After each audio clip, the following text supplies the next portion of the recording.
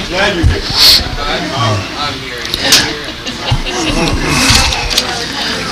evening.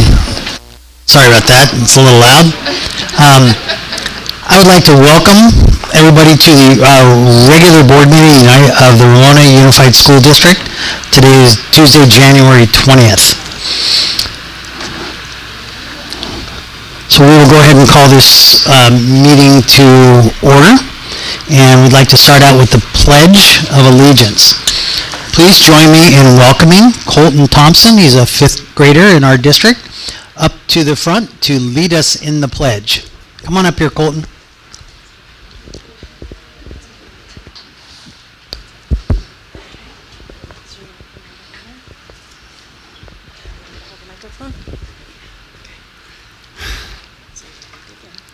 Ready, begin.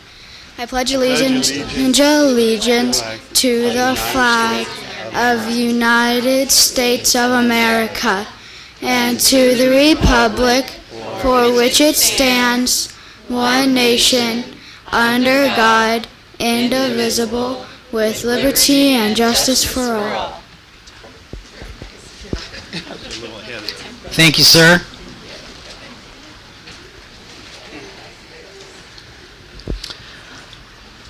So I'll recognize for the record that we do have a quorum, a full board tonight. And then I have a short message to read out on action taken in closed session. In closed session this evening, by motion of Trustee Summers, seconded by Trustee Dome, the Board of Education voted to expel student 25-02. The ayes, the board members who supported this, were Perfect, Summers, Dome, Phillips, Drum. There was no board member in opposition and no board member abstained. Mr. Dome, will you please read the instructions for addressing the governing board?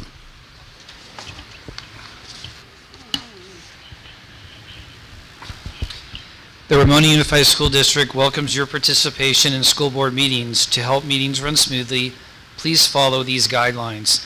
Complete an orange request to be heard card to speak on an agenda item or during public comment. Speakers are limited to 3 minutes each with a total of 15 minutes per item. Submit cards to the recording secretary before the item begins. Late cards will not be accepted. Address comments to the board and be considerate of others. Public comment is for topics not on the agenda and follows the same time limits. Thank you, sir. Next item on the agenda is item C6. This is the approval of the agenda. I'll move approval of the agenda. Is there a second? I'll second. Got a motion and a second. All those in favor? Aye.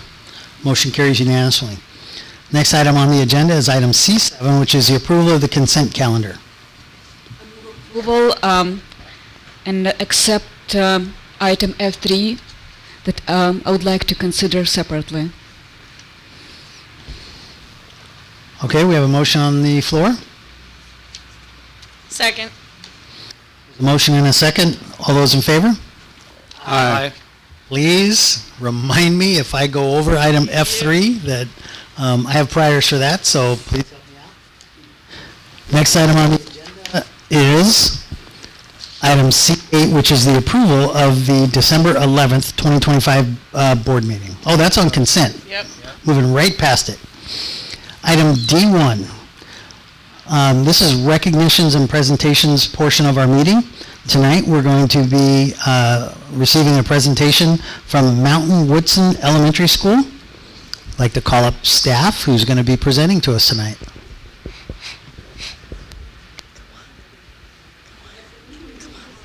Come on up, everybody. Good evening. You all know me. I'm Dr. Osowski. I'm the principal. But I have brought some amazing students with me. Come on right up here. Y'all know me. I don't bite. We can put the shorter ones in the front. Come on. Here, scooch this way. Scooch this way. They're a little nervous.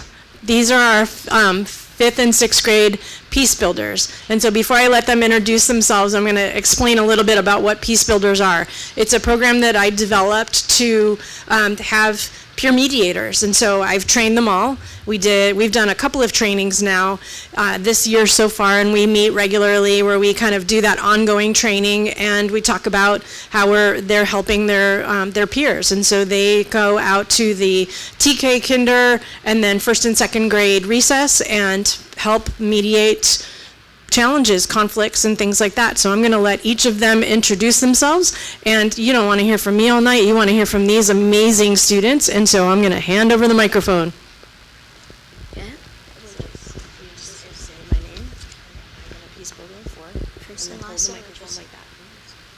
Just say your names first, and then we'll go through our script. My name is Jacob, and I've been a peace builder for 1 year. My name is Case, and I have been a peace builder for 2 years. My name is Hannah, and I have been a peace builder for 1 year. My name's Mateo, and I've been a peace builder for 1 year. My name's Jillian, and this is the first year I've been a peace builder. My name is Colton, and this is my first year being a peace builder. My name is Abigail, and I've been a peace builder for 1 year. My name is Ben, and I've been a peace builder for 1 year.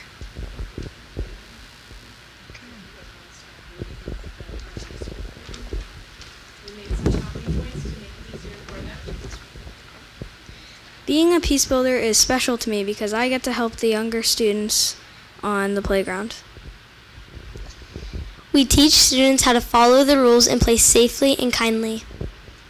We emphasize our school's core values of being kind, safe, responsible, and respectful towards others. We try to be great role models by showing respect, patience, and responsibility. When there is a problem, we help students talk it out instead of arguing or fighting. We help them find different options to solve conflicts in a peaceful way. It makes me really happy to see students smiling and feeling better after we help them. I feel proud to be a peace builder because we make our school a safer and happier place. I've told them that you all might have questions. I do. So, what are the like 2 or 3 of the most common issues that you're able to help your friends resolve?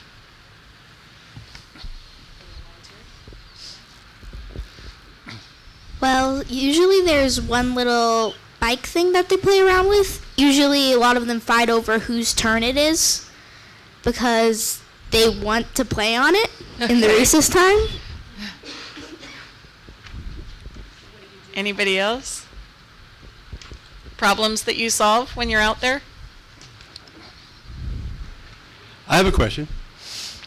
How do the younger students look up to you?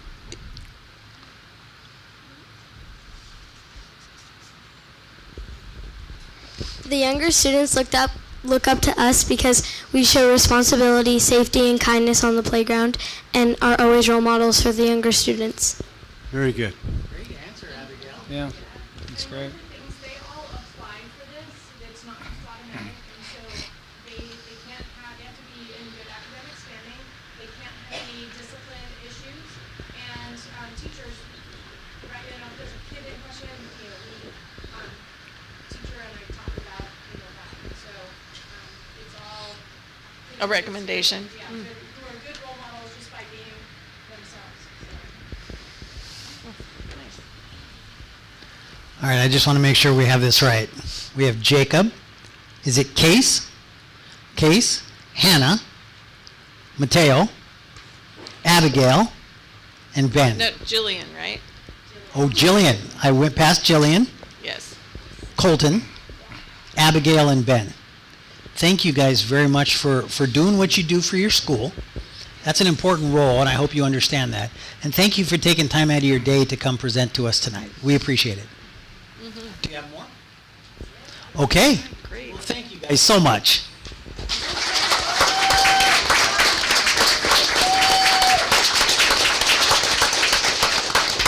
want Thank a you to the picture? parents who brought A you picture? here. Yes. Yeah, Yes. thank you to the So- parents who brought you tonight also. So do you guys want to come up here and then turn around and face the audience, and we'll stand behind you here?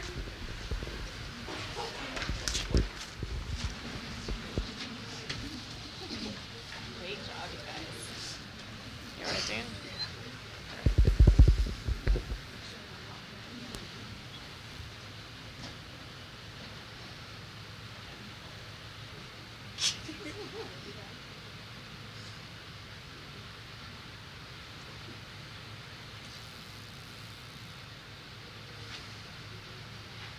Very nice.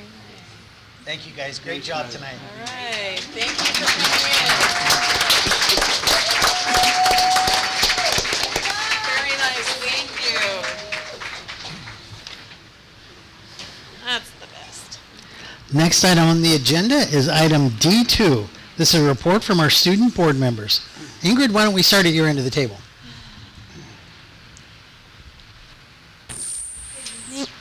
Is it on? Good? Okay. Good evening. My name is Ingrid Ferguson. I'm the student board representative from Ramona High School. Thank you so much for giving me this opportunity to represent my school. Firstly, our students, staff, families, and partners at RHS have been working together to ensure our students are supported.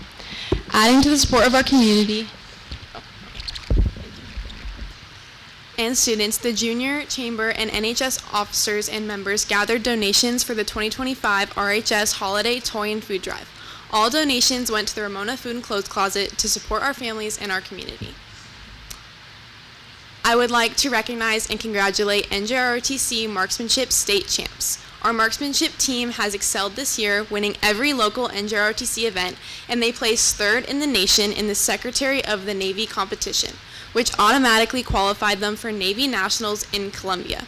A good marksman has all the qualities of a good student: patience, practice, discipline, and being coachable. The combined GPA of our team headed to nationals is a 3.96. Very good. RHS has 13 FFA members compete in several different knowledge-based contests. They received 4th and 5th place for Best Informed Green Hand, placing high 3rd and 4th in cooperative marketing, and a team competed in the California water issues. Anessa Peterson from the Gym Ramona awarded 2 complimentary year-long gym memberships to 2 deserving Bulldogs, and 63 other students who applied will be given a gift certificate for a 7-day free trial at the Gym Ramona. Moving on to future events that ASB will be hosting. On Friday, January 23rd, ASB will be having our Winter Sports Rally to recognize the athletes that in this winter sports season. We will also be announcing the location of prom and getting the school ready for this next semester of Spirit. We are also continuing our prep for our Project Read, where ASB members will visit local elementary schools starting in January to read to kindergarten classes and give each student a book to take home. Also, ASB is still in need of books for this project, so please drop off books in the front office with a note if you would like to donate, or you can contact me or my ASB advisor, Mrs. Mailer, if you want to. I would also like to give a shout out to the girls water polo team, who is now ranked 15th in the D1 division. And lastly, the RHS song team would like to announce that they are hosting the Send Away Song on February 9th, where the RHS song team will perform their dances to showcase their talent before heading to nationals in the RHS PAW. And that is all I have for today. Nice. Thank you. Ingrid, if we wanted to contact you about a donation for the Project Read, how would we get a hold of you? You could email me if anyone wants my email. I can say that. Announce it. My school email is ifer8946@ramonausdstudents.net. Okay, then my personal email is... We can always do it through the I can superintendent's okay, office. yeah, or I the was like, school I don't know if principal. okay. That's all right. We'll get it to you. We'll figure it out. Okay, thank you. Or we could probably put money in an envelope and take it to the front desk and say, this is what it's for. Will you please get this for to... ASB, and then we can always, Okay. Okay, great. Thank you.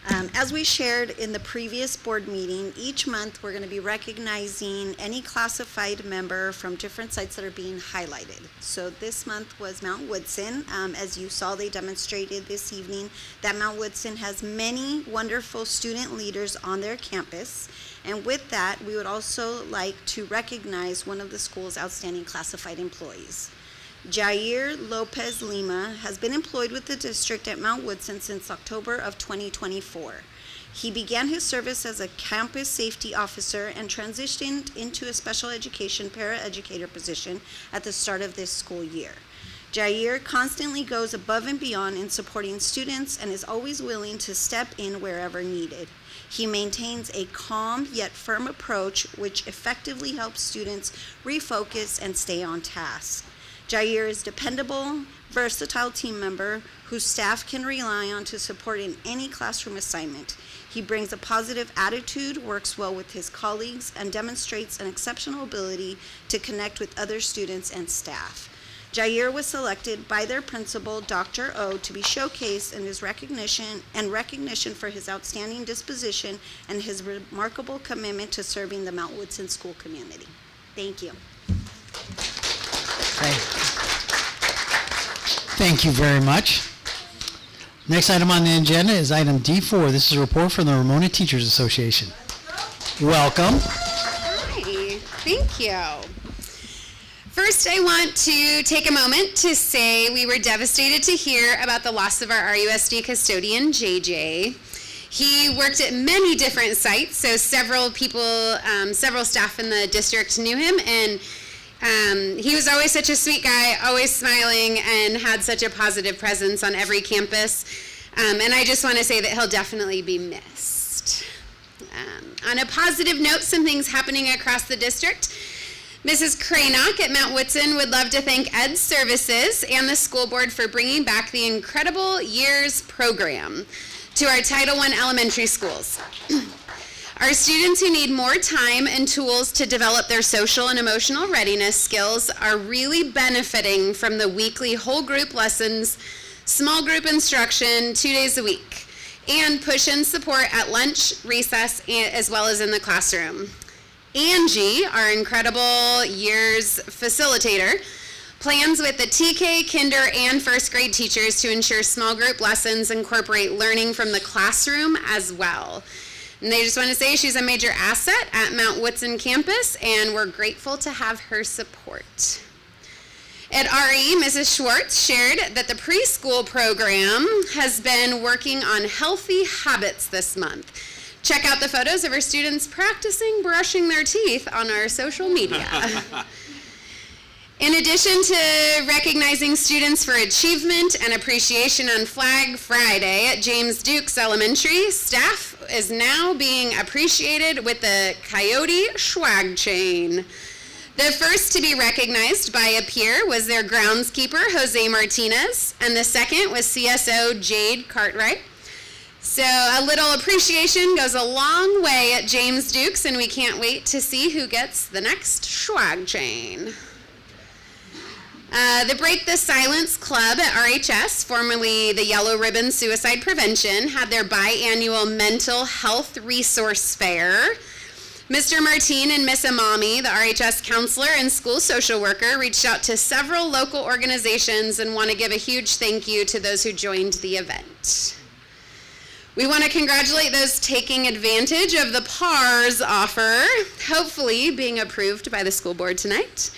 We will be losing some amazing employees, but we are excited for their next chapter for each and every one of them.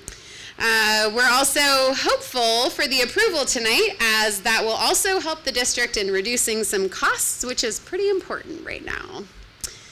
Lastly, we want to thank district leadership for including RTA in joining them at the County Office of Education for the budget presentation today.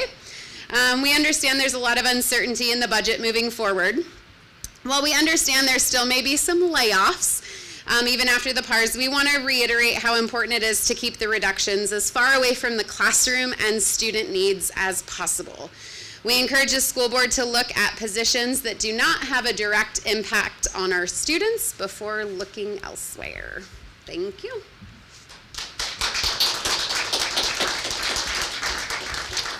Thank you very much. Next item on the agenda is item E1. This is public comment. These are requests to be heard items or people from the community who have requested to speak on items not specifically on the agenda. We have one card tonight, and this is Mr. Bill Adelson. Mr. Adelson, I would remind you that we'll give you 3 minutes, and Mr. Dome will be your caretaker. Excuse me, your timekeeper. Oh my Right? God. That's funny. Thank you all. Trustee Perfect and I share grandchildren at the Ramona Community Montessori School. Right. I get all the acronyms at that campus mixed up. And so I came to talk about, very briefly, the teacher in that TK classroom. I've gotten to know, I'm obviously a grandfather of the kid in that classroom. I've gotten to know most of the most of the parents in that class. I would guess 90% of them would agree that this is a wonderful teacher in that TK class.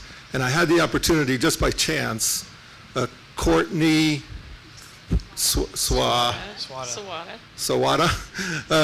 was talking to me about something completely different, and I mentioned this to her, and she said to me, you know, it's incredibly hard to find TK teachers. They are 1 in a million when you truly find them for these kinds of schools and these kinds of programs. And so she agreed. This is an incredible teacher in that class. It's an amazing TK class.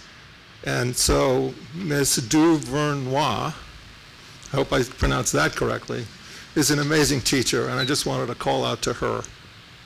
Thank you. Thank you. Very nice. Mr. Adelson, thank you very much for taking time out of your busy life tonight to come recognize someone who does great work. We have many, many teachers in this district and staff members who are just as deserving, and we sure do appreciate when we hear good things about them. Good, thank you, sir. Not so busy. It's okay.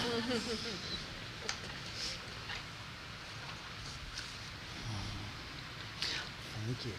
Next item on the agenda tonight is item F3. This was pulled from our consent calendar. This is the approval of revisions to current courses of study for the high school. Board Member Phillips, you pulled it, so I'll turn it over to you. Yes, when I saw the capstone, I don't know if my microphone is working. I don't think it is. Try it again. Get close. Okay, I'm real close to my microphone. Is it working now? Yes. It's okay. So, when I saw that acronym, I thought I would like to see the name updated. I would like to update the course name for clarity to spell it out completely, Project Lead the Way, to spell it out in the course name instead of just an acronym PLTW. I think that most of the general public and the parents and everyone, they don't know what it stands for.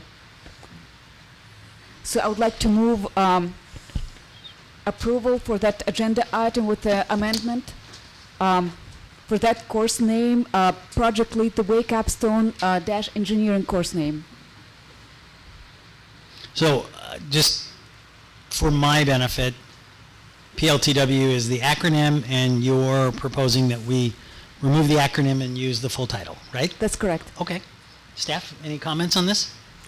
The challenge when we put the full title in that course name is we will not be able to put the full course on any transcripts.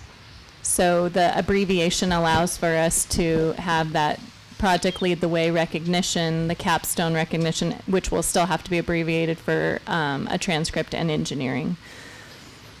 We could have a longer course title that spells it out, but it would be hard on registration paperwork and on transcript to have the full piece spelled out. So limited by the number of characters? Limited by the number of characters. Also, the UC Doorways and the actual course title through Project Lead the Way is abbreviated itself. Thank you. Thank you. That is information that none of us would have ever come to on our own. So I sure do appreciate staff. Is there a second? We have a motion on the table. Is there a second for this? Okay, it appears as though the motion will fail for lack of a second. Is there a motion for the agenda item specifically without the name change? I move approval as it's written. Okay, there's a motion on the floor. Is there a second? I'll second. Motion and a second. Any questions or conversation for staff? This used to have a different title. I brought this up because in UC Doorways, this is the title of the course. And it actually is important to be consistent with the UC system and our transcripts and the name of the course.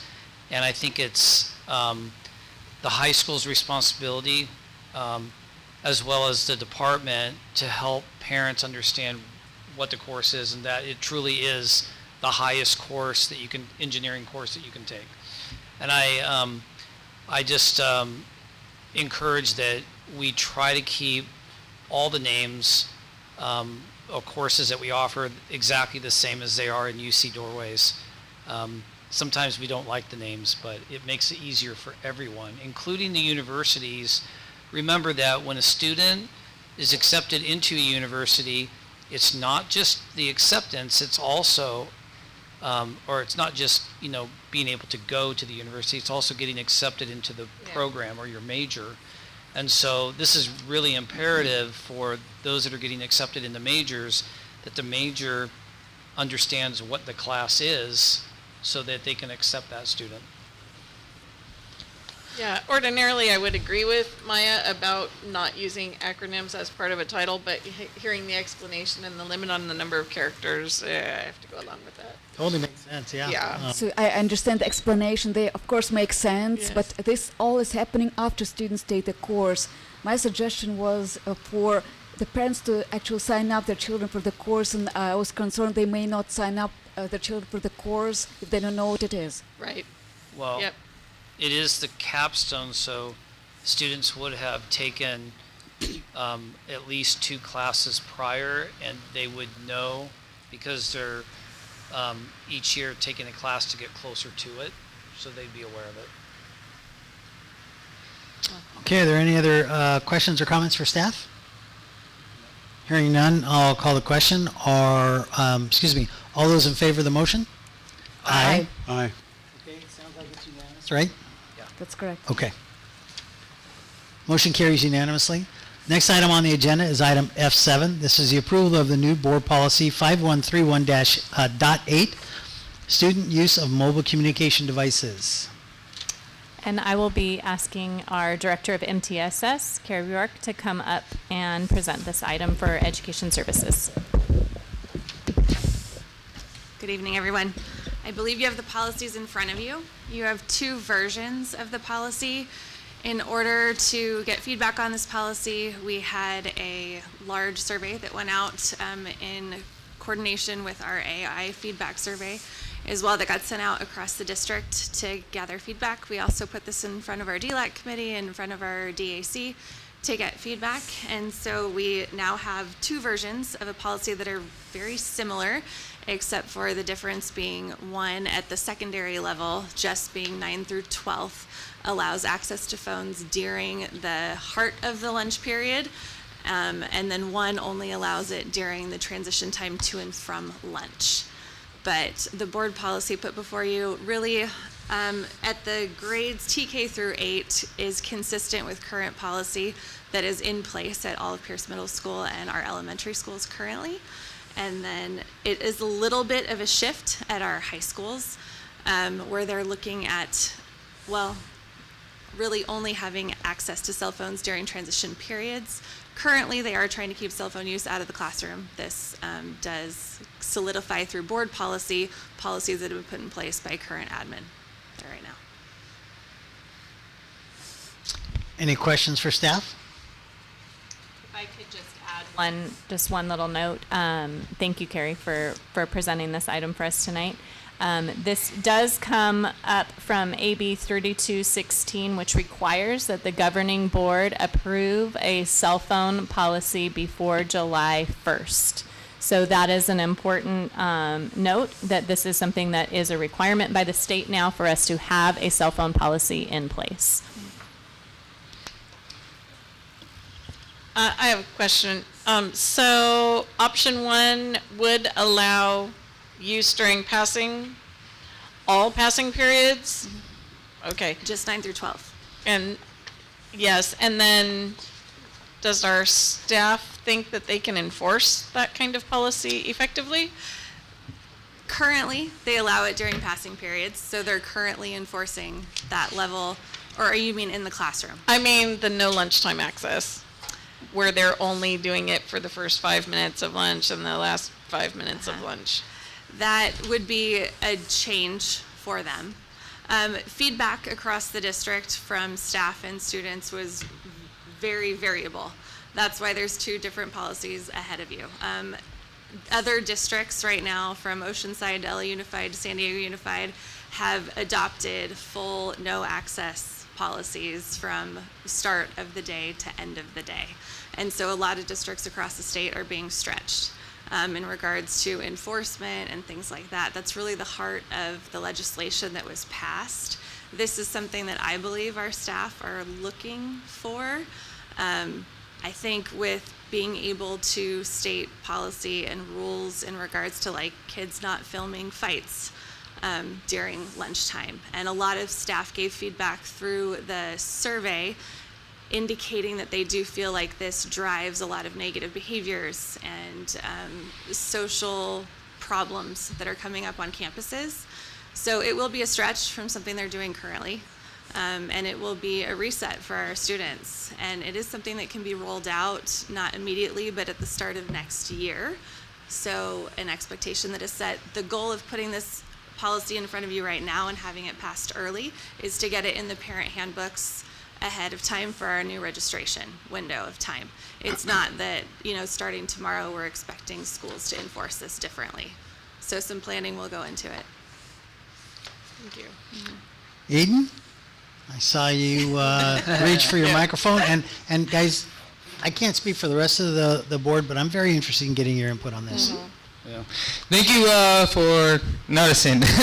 So, about you saying people are filming student fights, I think that's like a completely different thing. Like, I think people are still going to get into fights. I don't think like recording and like posting it and sending it to your friends will change like people wanting to fight and stuff, because rumors still spread, people still talk about the fight, people still want to watch, even if they don't have their phone, and that's a completely different thing that I think.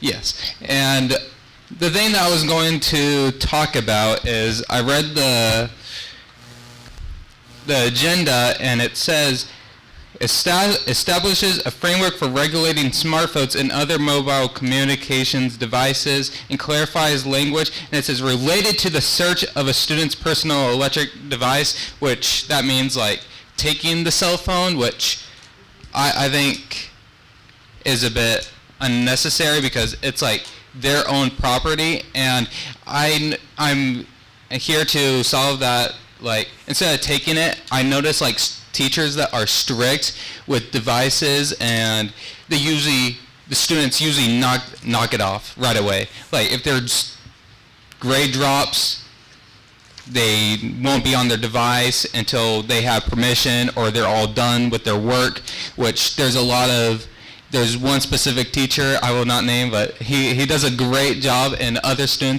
other teachers does a great job. They just he goes like, if you're on your devices, I would give you 0 on this assignment. Nobody's on their phone. They listen to the whole thing. And one more thing, sorry for... No, we want your input. Thank you. I noticed that it said it wants to keep these person devices in the backpack. I think we should just keep it in our pockets because we feel more, how should I put it, because it also says about like liability, like it says the school district, and the school is not liable for a phone being stolen or broken, which totally makes sense. But when you start controlling where we put our phone, and then it just gets lost from there, like let's say the backpack is placed somewhere else where it can be like, instead of being in our pockets, I think it starts to get irritable, I would say. So thank you for listening. Thank you for giving us your input. Ingrid? I agree with you. I just wonder how this is like possibly like, how are you going to enforce this, especially like on RHS's campus?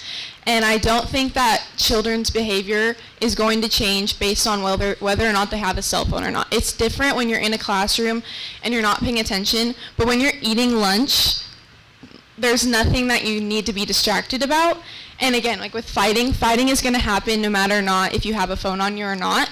And phones are such a big part of our culture today. I think it's pointless to say that it's the thing that's driving people's bad behaviors, and bad behavior can be dealt with in a different way than taking every single student's phone on campus and saying that they can't use something that they bought personally and that's their property in their own free time when they're not being instructed by like a staff member, if that makes sense.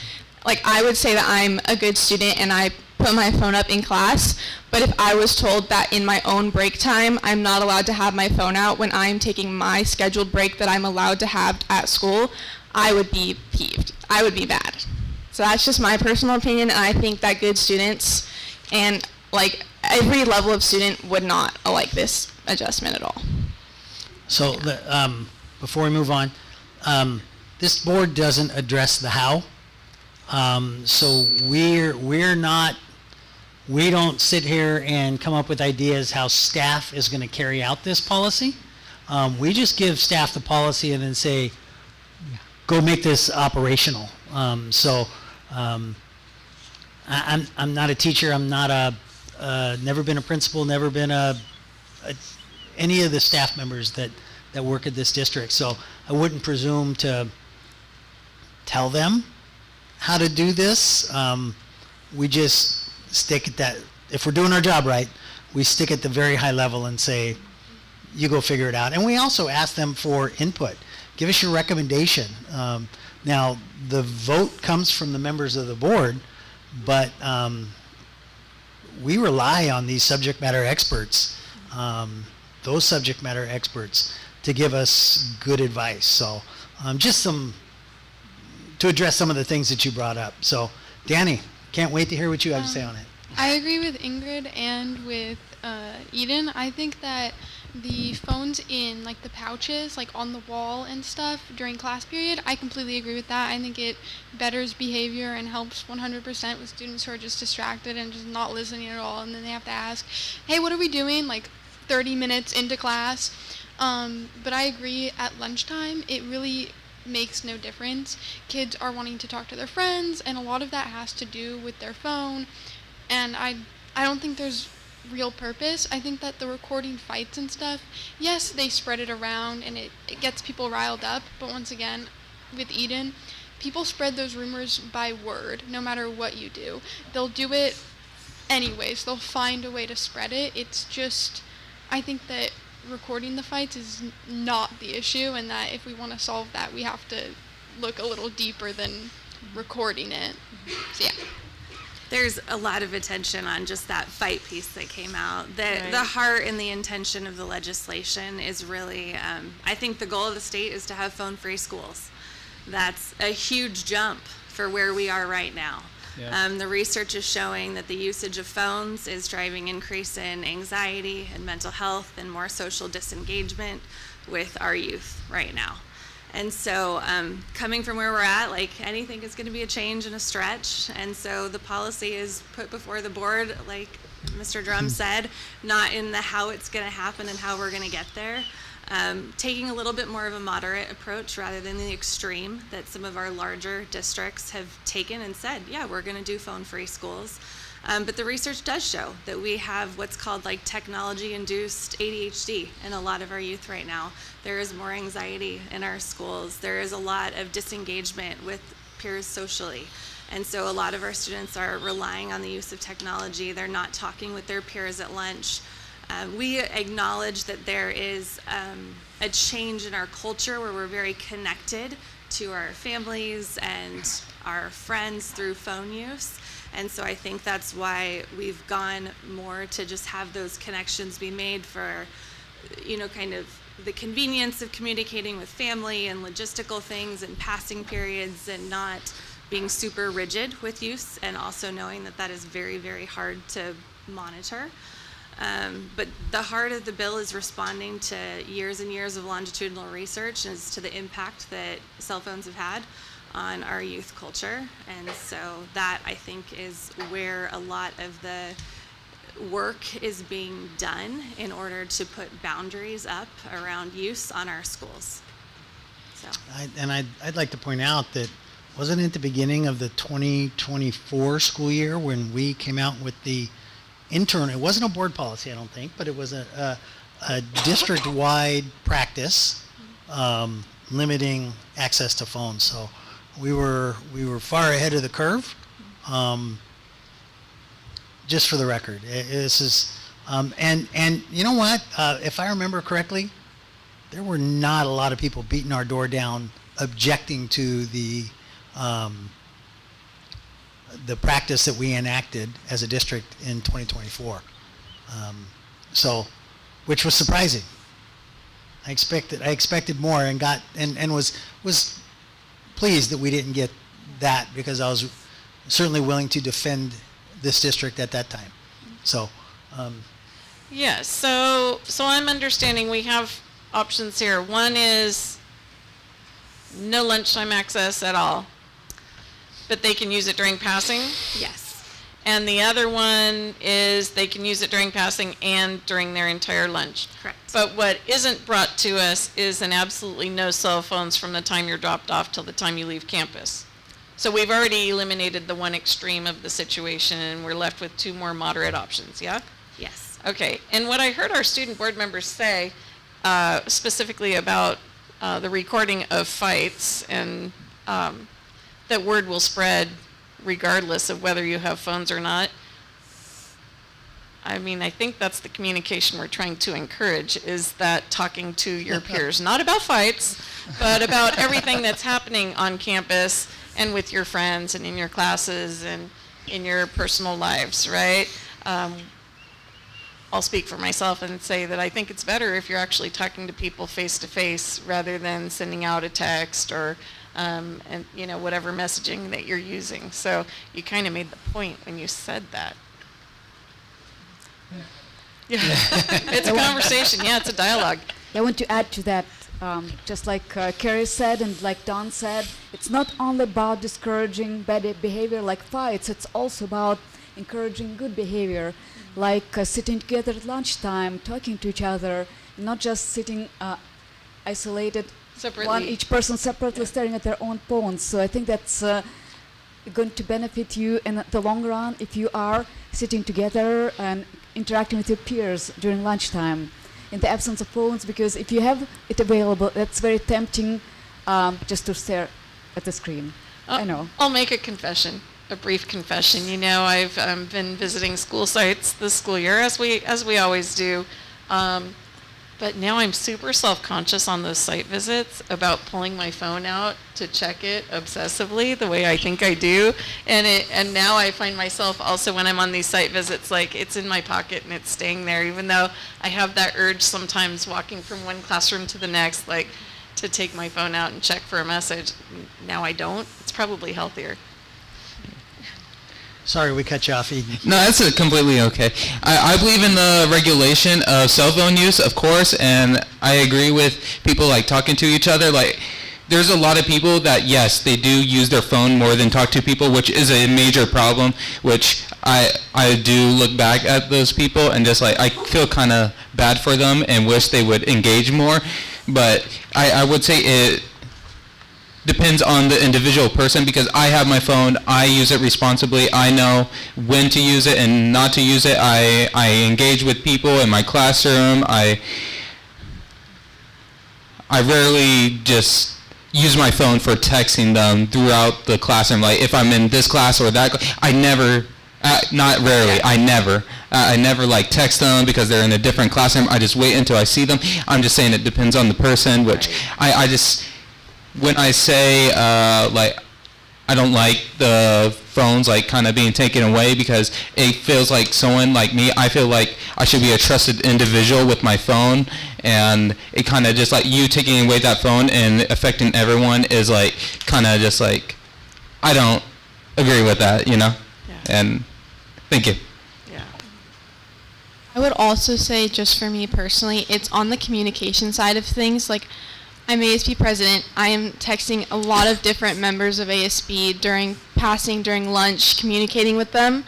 So if I wasn't able to have that during lunch, like getting stuff done maybe for like the next period or something that's happening after school, that would definitely be hard to communicate. Or just communicating with my parents, saying like I'm picking up my brother after school who gets out right after lunch. Like saying whether or not I'd be able to do that. I think just definitely a communication part that we're so used to having. Taking that away would be something to get used to for sure. Dan, you have any thoughts on this? Yes. I have no idea how I got through the entire course of my education without a cell phone. But what I did do is I communicated one-on-one with everyone I knew in school. And because I communicated, I developed the skills to communicate well. If I wanted to talk to somebody, what other option did I have but to communicate well? Now, I understand that the negative parts of having cell phones on campus is pretty significant. Pretty significant. It impedes education, I think. But on the other hand, it's 2026, and technology has come a long way. It's come to the point where parents and students can talk to one another in school within seconds. I think that's a good thing. So there has to be some compromise position, and we're working on it. Is option 2 what we currently have in place at Ramona High School? And I don't know about it, Montecito and MVA? Pretty much. Option 2 is basically what we're doing now. So right now, lunchtime usage is allowed. Yeah. Okay. I'm guessing that staff must think we should be doing something different, otherwise we wouldn't see it here like this, right? No, it's state law that says we have to vote on it now. We have to have a policy in place and review it every 5 years. And district-wide. Yes. I remember when calculators came into schools and how that was a similar discussion that we're having now. That you should not be using calculators. Do not say that out loud. You can't use calculators in any class because, you know, the kids aren't going to be able to do math correctly. It's just kind of like it's coming around again. However, society has not failed because of calculators. However, I did not have a relationship with my calculator, nor did I use my calculator to have a relationship with anybody else. So, lunchtime. yeah, or Not during lunchtime. nor during lunch or passing period. But I mean, I just look back, and I've been in education for 30 years. When I started in education, cell phones came out. Kids had cell phones. This was not a problem. This is not a problem with a phone. We're not talking about a phone. We're talking about having access to essentially the internet. That's what this is really about. So if it was just a phone and that's all you had, I don't think it'd be an issue. But because I remember having a phone, then the Palm Pilot came out, then the smartphone came out, then they had cameras. I mean, it's like, as this has evolved, and with the evolution of it, the problem is that nobody has really, or society will say, has really taught our young folks how to be responsible with the phone. We haven't done it. Yeah, taught adults how to be responsible with the phone. The adults have the same problem. Okay, so I think that's really what the root cause is, and I think we're in this situation of how do we teach people to be responsible, how do we keep them safe at the same time, and how do we give them access to it so they can learn to be responsible, because if they have no access, they're not going to learn how to be responsible. So how do we do all that? And so as a teacher myself, seeing this whole thing evolve, having this happen in my own classroom, I allow students opportunities to be responsible, but when they're not, I have to take that away from them because they don't know how to be responsible with it. So I have some suggestions on the policy, dealing with it directly, because I think there is a way to kind of meet halfway, I guess you could say, you know? So which policy specifically? And I'm just looking at are you- policy 2. And are you Policy prepared to offer those up tonight? Sure. Okay. Doesn't mean you'll agree with me, but No, but I think we want to hear them, don't we? okay.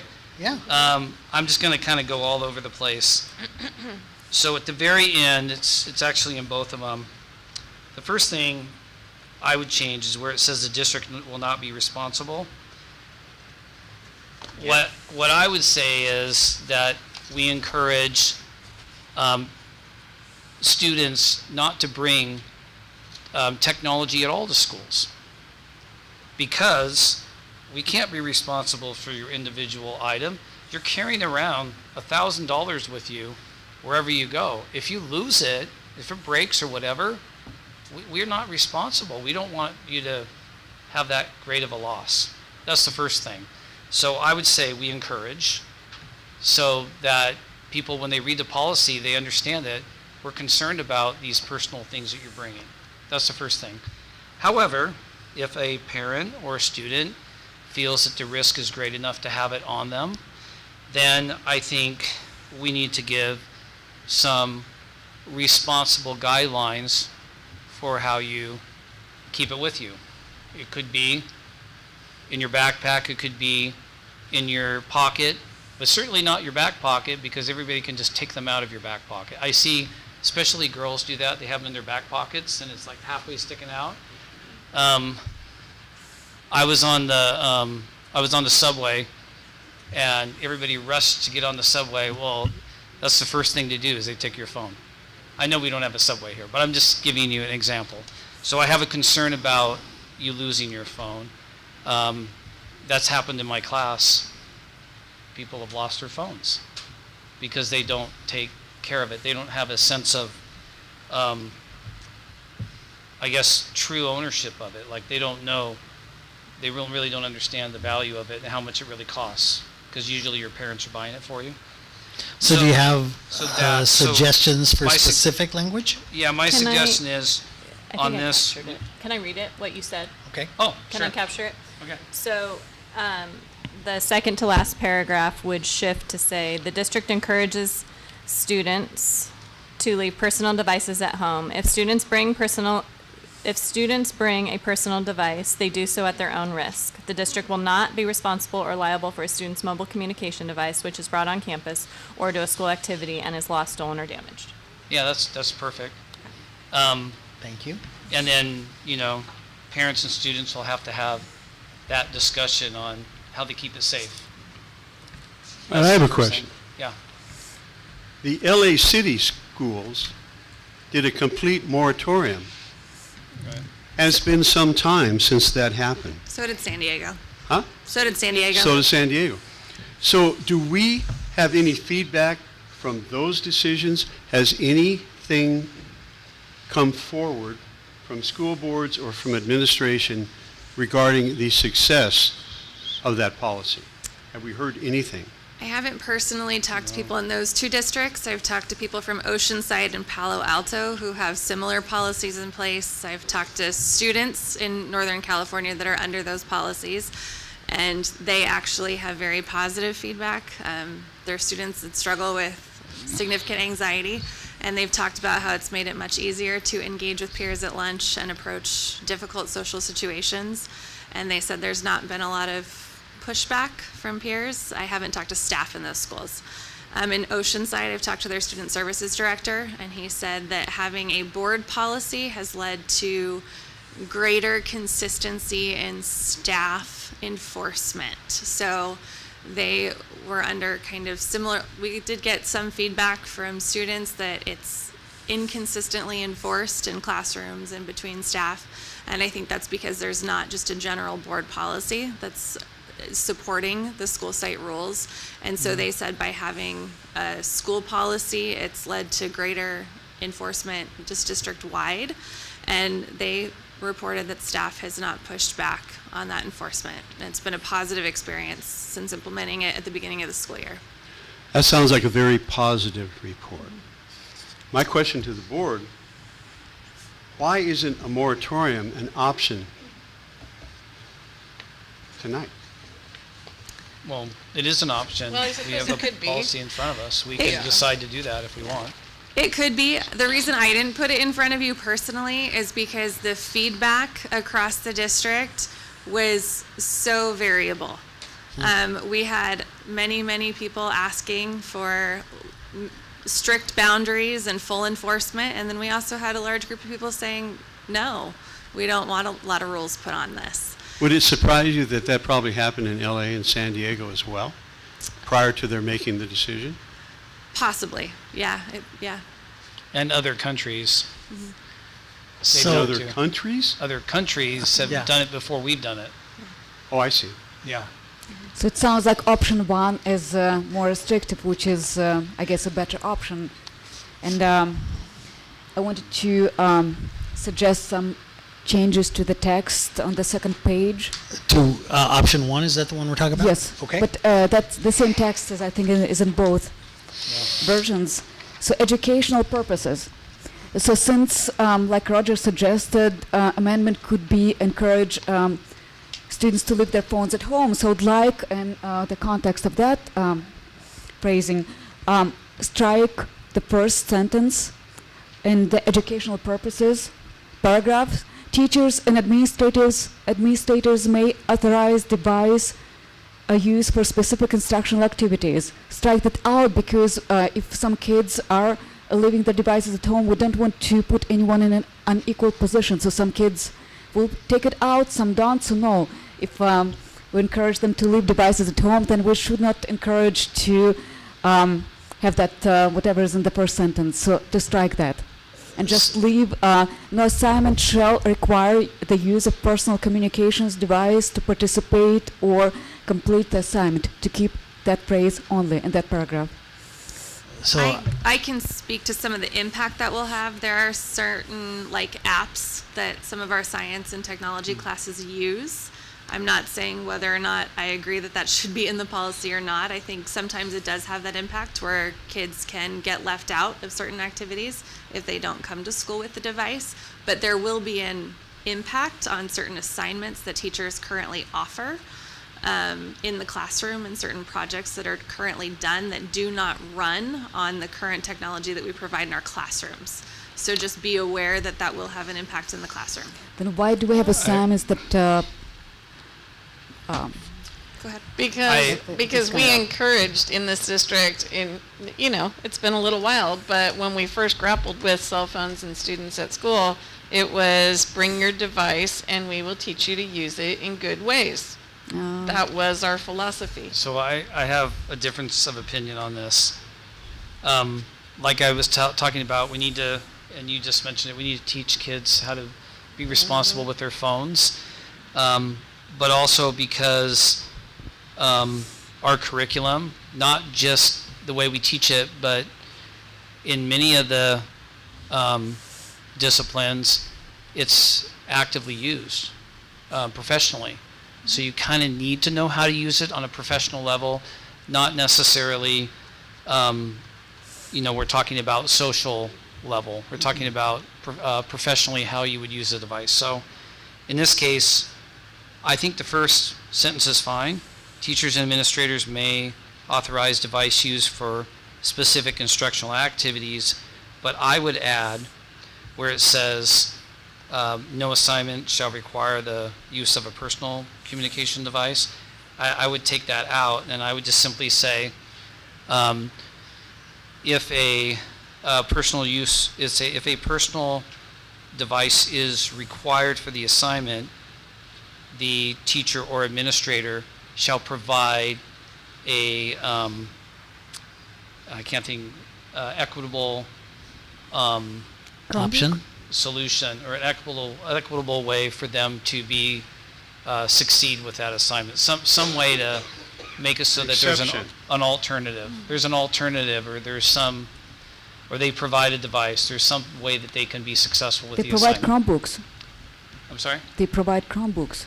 Well, Chromebooks don't do everything you need them to do. This is why I was saying that you either do a mass no technology at all, and we provide all the technology they need, or we allow them to use their technology, but in responsible ways, and we tell them which apps to use, etc. I personally think it's fine in the class if it's being instructed by the teacher, but the teacher has to be able to manage it. We can have staff development on how to do that, because, I mean, not all teachers necessarily know how to do it. We have a lot of new teachers coming in, and if we have a specific way that we want to be consistent across the board, consistency really helps with students, that they realize that's the same policy in every single class. So however the district decides to implement it, I would say that it should be consistent. But I think it needs to be used. It's just, how do you do it? I disagree with a full moratorium, nothing at all, because they need to learn how to use it responsibly. Removing it, I totally get the idea. I understand what all of you are saying. I totally get the idea, though. If you removed it so you could not text, you could not communicate with your phone with all the people in ASB, I think really the spirit of that is the policymakers at the state level that are pushing us to do this. I think really what they're trying to say is, that's exactly what we want you to do. We don't want you to do that. We want you to go and talk to each person individually, because I think they want you to have relationships in person. They want you to rethink how you communicate. They want you to rethink and change the way you do things. I think that's kind of what this is about. I don't think it's a negative thing, because you're still going to have your phone when you go home. You have it all that time. So I think this is kind of trying to drive a different social avenue for students and allow them to have that social construct where they can learn that in a school setting. If all you're doing is using your phone for that purpose, I think there can be a professional way. So in the project, we talked about Project Lead the Way. In Project Lead the Way, there are lessons where you have to reach out to a professional through email. If you have their phone number, I guess you could text them. But you have to reach out to them and communicate on a professional level and develop this relationship, and then communicate with that person on your project, throughout your project for the entire two semesters. So I think that there is a way that can be done. It just has to be done on a professional level. I know I said a lot, but educational purposes, it just concerns me if we say no to it completely. I think for some classes, putting it in the calculator pockets makes total sense, because it's not even needed in that class at all. And it is a complete distraction in those classes. That's why the teachers have them there. In an engineering class, some of them it would be a distraction. Other engineering classes, it would be a tool that you would use. It's absolutely essential. You can't get through the class without it. So it really depends. In PE, I don't know what you need it for. Count So your it steps. just depends, right?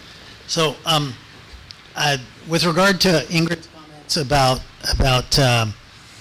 texting a committee, I see the value in texting 10 people and reaching out to 10 people with one message, as opposed to going and finding 10 people or trying to create a tree to go, you go find this person, you go find this person. So I see your value there. We're going to have students on our campuses with cell phones, and there are carve-outs in the ed code. Student with a 504.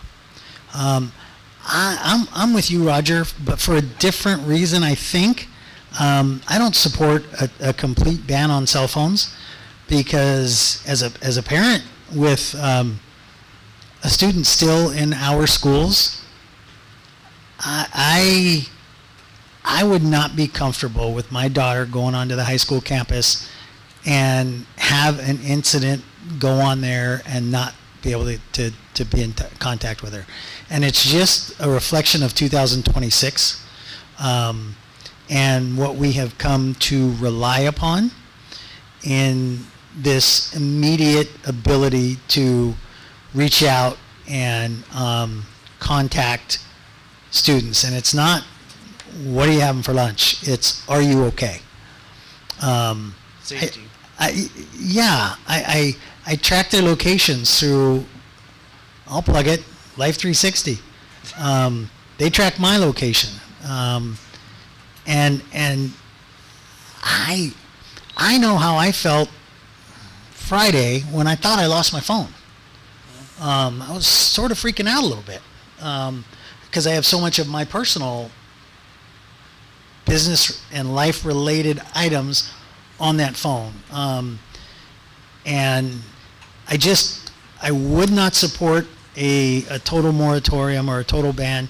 And I'd also like to bring to this conversation, why are we focusing on students only in this conversation?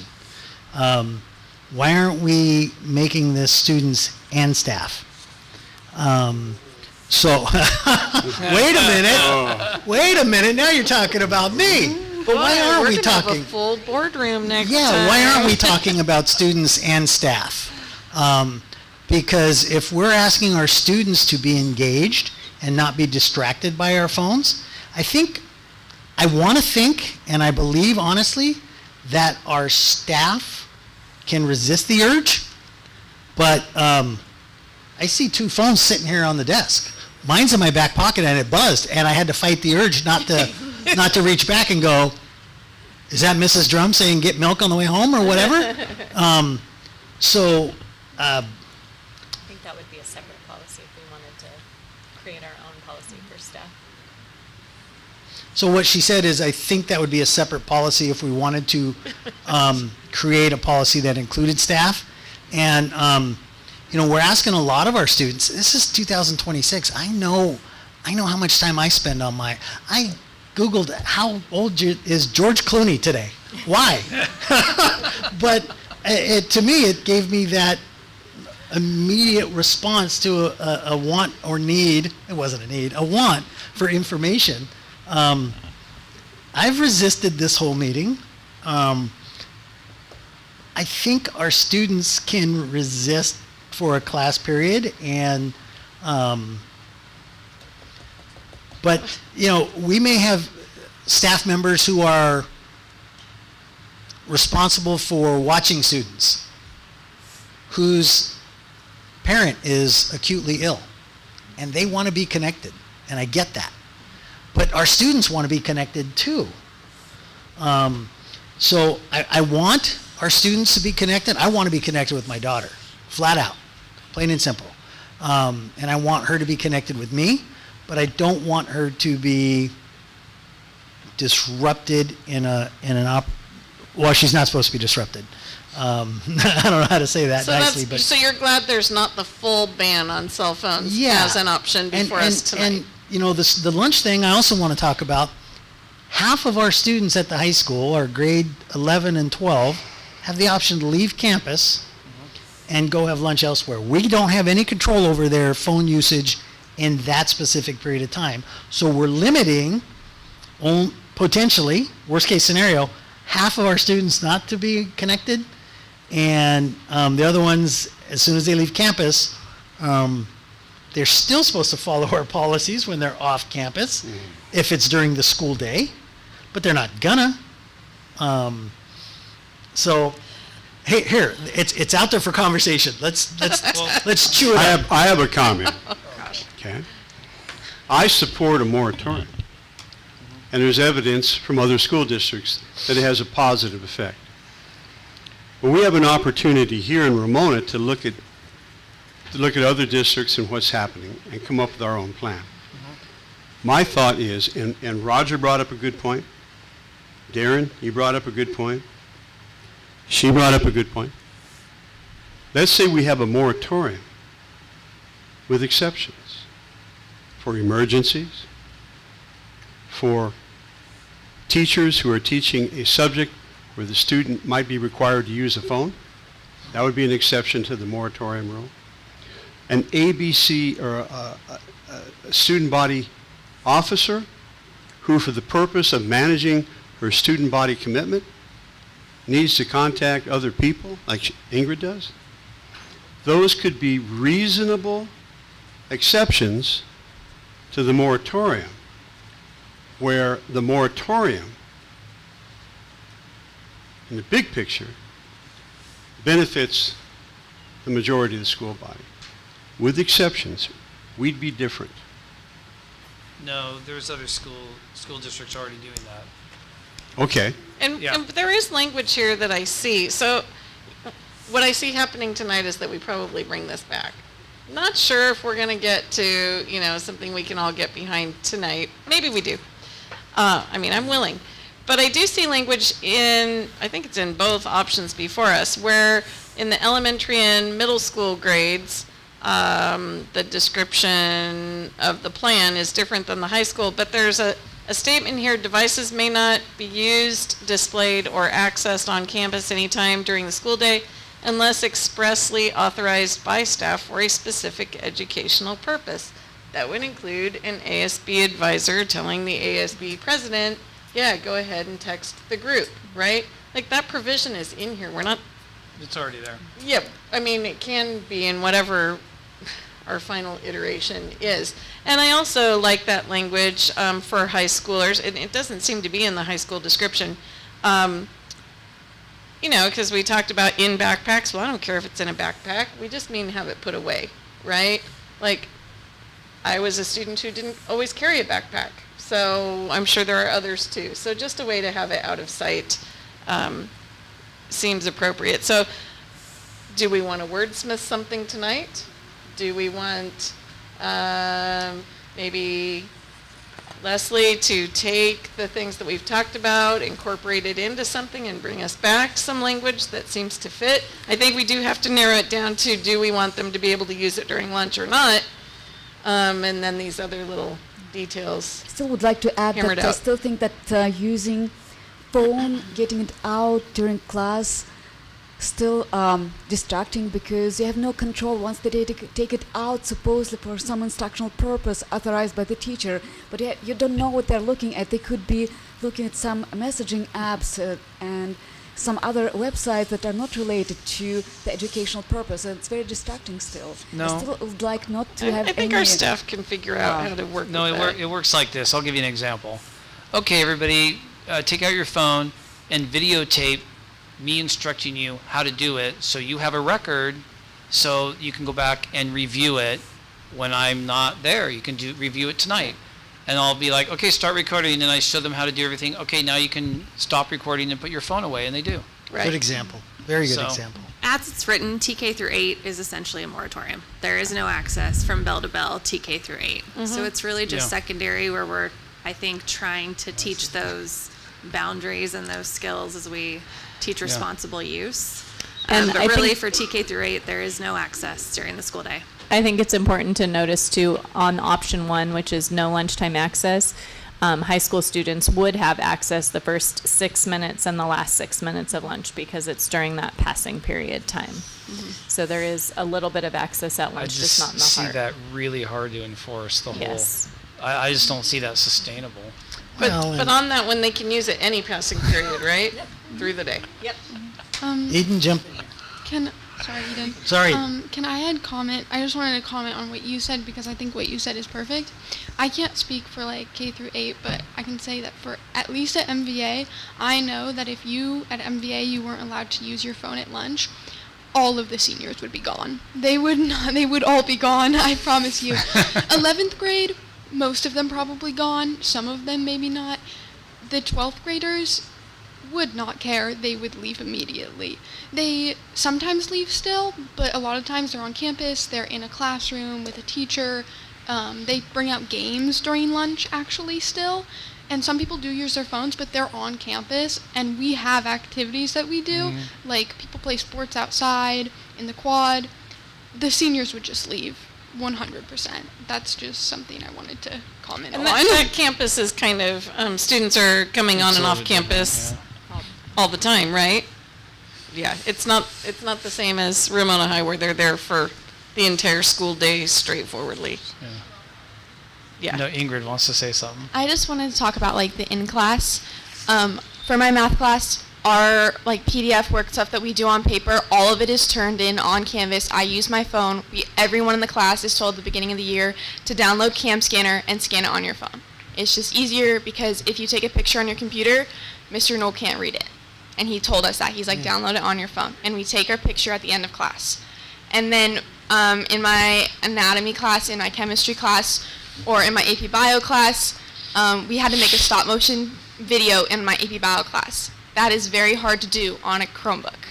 I downloaded an app on my phone to make a stop motion video of the cell cycle. So like, those are examples, and all of the students in that class used their phones and all of their stop motion cycles were completed.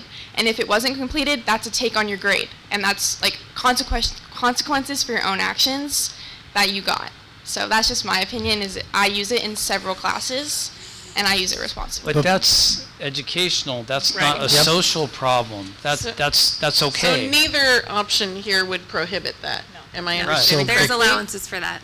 Yeah. Before we move on to Eden, and we're coming to you, I want to thank you guys for staying tonight and participating in this. Hugely valuable. Because it's super important and very valuable. So, Eden, take it away. Thank you so much. Thank you so much. So I wanted to acknowledge your point about, it was a great point, like the teachers, if it's now, like, we're telling all these students, telling them to do this and regulating that, but we're not regulating the staff, and that's a great point. And you said it's because they can resist the urge to, or typically can, which I would hope so. And for me, I can resist the urge. When I'm listening to a teacher and my phone notification goes off, I'm focused. I'm in the flow. And about you and you saying it does take away from activities, which I completely agree with. Like some things will, because there's a lot, as you said, like you did one time you had to search something up because you were curious, and to expand that knowledge. Oh, I don't think there was any value in knowing how old George Clooney is. What's funny is I just looked it up not long ago as well. But it was in my brain, and I had to satisfy it. Who cares? He's in France.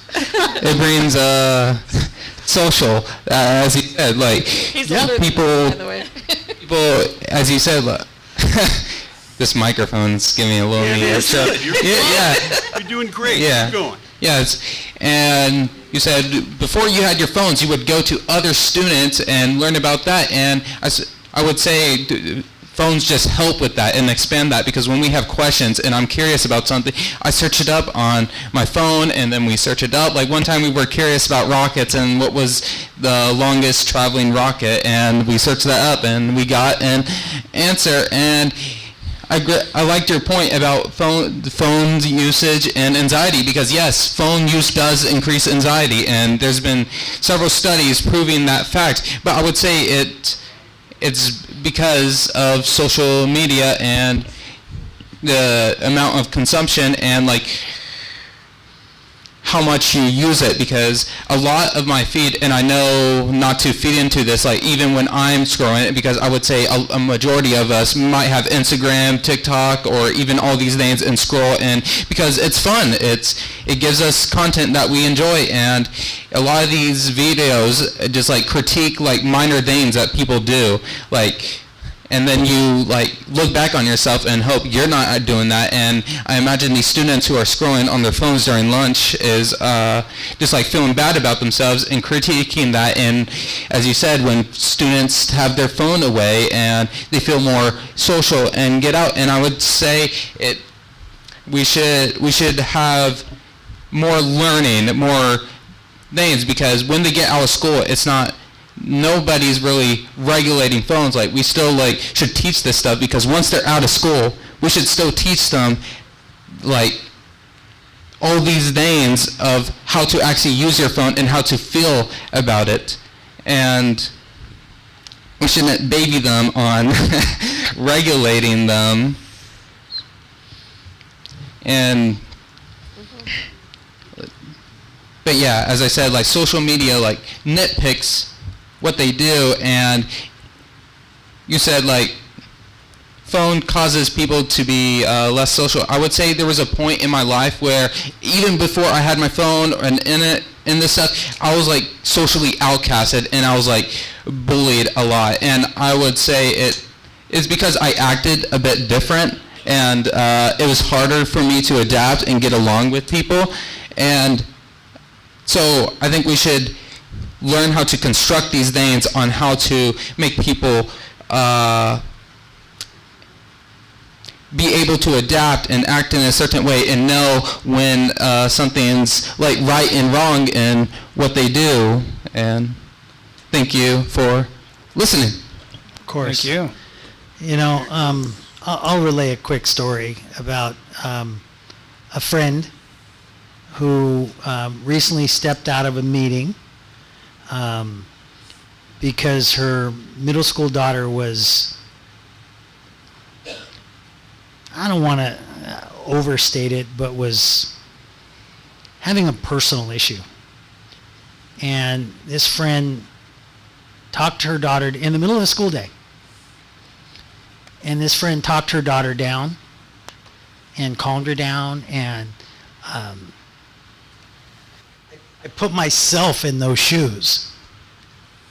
I just can't say strongly enough that I don't support no cell phones on campus at all proposal, because I think it's important. It might not be the way it was in 1975 when I was going to school, or 85 when I was graduated from high school, but let's change with the times and recognize that our society has changed. And if my daughter is in need of hearing a calming voice, that's me. There is a way, though. I mean, we do still have phones available for students to use in a crisis. They can go to the office. I'm thinking that maybe we should include some language here in whatever policy we end up with, that the site administrator could create an exception on a case-by-case basis for students. I know it puts a burden to the site administrators, but they know the students. They know who might need that frequent check-in with whoever it is off campus a little more often. I don't know. Maybe there's a place. Maybe they go to the office and they're allowed to make phone calls from there. I don't know what it is. I like that. Maybe the site administrator could have some discretion on a case-by-case basis. So Darren, I would respond to what you said. I think I had this conversation recently that some kids have behavior issues and lacking problem-solving skills exactly for the reason that parents are immediately available to rescue them and to respond to the problems and solve the problems right away. They have no opportunity to get to solve those problems themselves if parental help is delayed. So if they no parent is coming to the rescue, so I'm not going to be able to talk to my parent until the end of the day. So now I have to figure this problem on my own. have to solve this myself. I have to think how to overcome this difficulty. So I think this creates some other problems, immediate availability of a parent. That's an opinion, and I disagree respectfully. I don't think taking my kid's cell phone away from him is going to teach him this magic skill to deal with a bully or deal with an anxiety attack. How are they going to learn to do it on their own if a parent tells them constantly how to do it? They will never learn. I'm not telling them, I'm helping them. Okay, it's like what we do in our schools. We don't teach our students here what to think. We really want to teach our students how to think and come to those conclusions themselves. I think what she's saying is doing it for them. That's what she's saying. Yeah, and so who are you to tell me how to parent my child? I'm not going to tell you how to parent your child. I'm just stating that an observation that I see a connection between the two immediate availability of parents Based via on phone. what? I mean, based on professional training?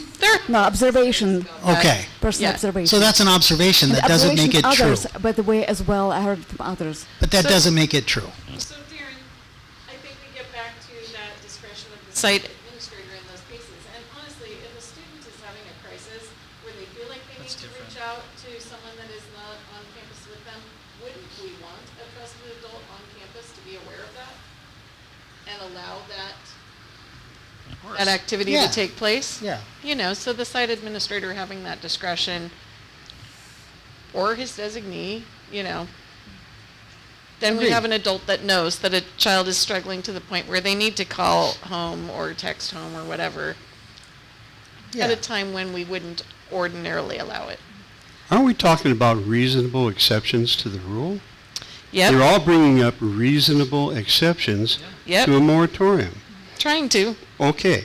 And as a school board, are we not obligated to do the best we can for all of our students?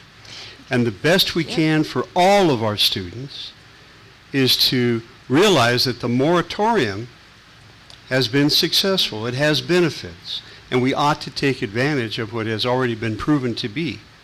Now, if we want exceptions to that rule, and everyone's bringing up reasonable exceptions, I agree with all of them. But I think we can have a moratorium with exceptions and cover both concerns.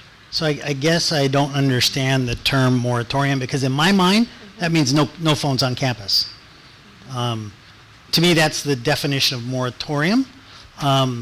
So what I'm hearing from you is maybe version one of these or 1.5, somewhere in between these two, versus no phones on campus at all. Is that correct? That's correct. Okay. I just wanted to make sure that we're using the same word in the same fashion. Dawn, can I make a suggestion to your point? Yes. So we have the area where it says health and disability needs. Yep. Right now, the current plans that are named there are very formal Right. plans. So if we added a bullet that said student support plans, as well as one that said crisis accommodations, I hear your point that says admin approval. That being said, we have a lot of support staff that I would like to be inclusive of making those Sure. approvals that Yeah. support students in crisis. Yeah. So by just saying administrators, I'm confident that all of our support staff and administrators would do the right thing for any student in crisis. The language They would be something like administrator or designee. Okay. Right? Mhm. It could be designees plural, whatever. Yes. And so we could simply add a couple bullets to that area in order to incorporate less formalized plans to make sure that those are encapsulated in that area as well. I would like to see that. Okay. Ingrid, you have something? And I understand that you guys are more of just like the general, not how it works when it is implemented. I just have a question, and I'm just going to go out there and say I support the second option more than the first. And I'm just wondering, when you say that phones wouldn't be allowed at lunch, and you say that is an exception if they have a reasonable reason to use their phone, correct? Could that like include, say they're texting their boss or something like that? How are you going to enforce that? Like, if you have your phone out, are you going to be asked by a teacher or a security officer, or do you have to go ask a security officer, can I take out my phone? And just like in general, I don't know if Or do you just go to the bathroom? exactly or like do you go out to of the their bathroom? sight, Exactly. Or, yeah. That's what I'm saying. Or like say like people at RHS, you sit not in a teacher's classroom all the time. You're outside. Like, do I have to go out of my way, find someone to see? Can I text like my boss that I don't want to come in? Like I can't come into work, or I need to come into work. Like stuff like that. I just don't know where like the line is drawn. Yeah, there are places on campus where students go where they don't want staff to see what they're doing. Staff knows where most of the hiding places are. No. Staff knows where most of the hiding places are, but I'm sure they change. And I'm sure there's a new one next week, and it'll take staff a little while to catch up. But yeah, are we creating that problem? Great question. Well, Let me clarify it earlier. You asked me, moratorium, they can't bring a phone to school at all. And I said, yes. No. Bring it to school and use it with designated exceptions. So one of the two policies that we're looking at. Yes, wow, yeah. Or a version 3, which is Not a passing period is what I mean. make tonight. This is how the sausage is made right here. Carrie, how many minutes are there left in lunch where a student couldn't have their phone out that isn't passing period designated? 30? 34. 34 minutes. So we're talking to about Ingrid's 34 question minutes. About like if I had to text my boss, what we would be asking you to do is choose the first 6 minutes or the last 6 minutes of lunch to plan to text your boss, and like to kind of have the kind of mental organization and get into that routine so that you're not doing it during that 34 minutes of time where you're kind of settled into your area and you're interacting with friends and you're I do engaging think with the friends. texting of the boss is the least compelling of the things that I've heard here, because really our school time should be protected. I think if you're, to me, there's only two options for lunch. You either have no phones at all, doesn't matter about the passing period, no phones at all, because you can enforce that, or allow phones, because it isn't going to be impossible to enforce this passing period. That's crazy. I wouldn't want to do that to staff. I agree. And no phones, half of our students have the potential to just split and use them anyway. So I would support the option of no phones at lunch, because I still think that sitting together and eating and interacting. For those who are still on campus. Is there a consensus of the board? Like, which direction would you go collectively? I don't know yet. I'll weigh in. And now that I've heard, Research. from one extreme, like complete moratorium, to, a free-for-all here, I see the value in being able to use your phone during a passing period. That quick text that, hey, Mom, I forgot my lacrosse jersey, whatever, drop it off at the office for me, that kind of thing can happen during that passing period.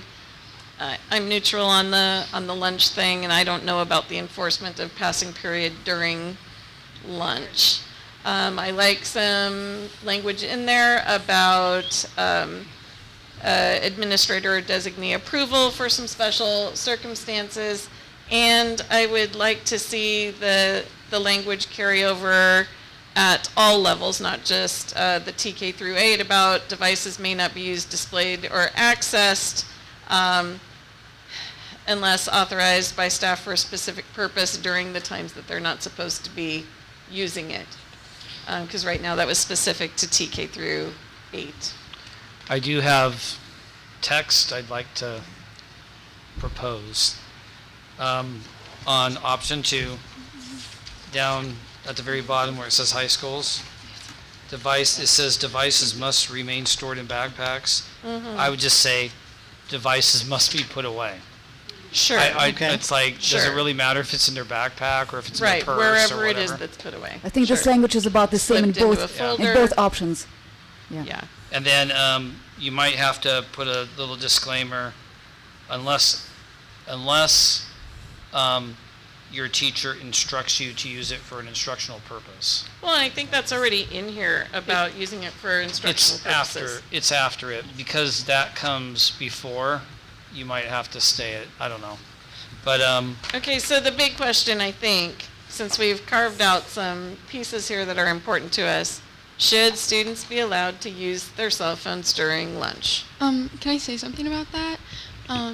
Okay, I can't speak for RHS or MHS, but I can talk for MVA, and at lunch, passing period is whatever, but at lunch, I can say it's not going to help with like our social activity at school. It's going to cause more students to leave.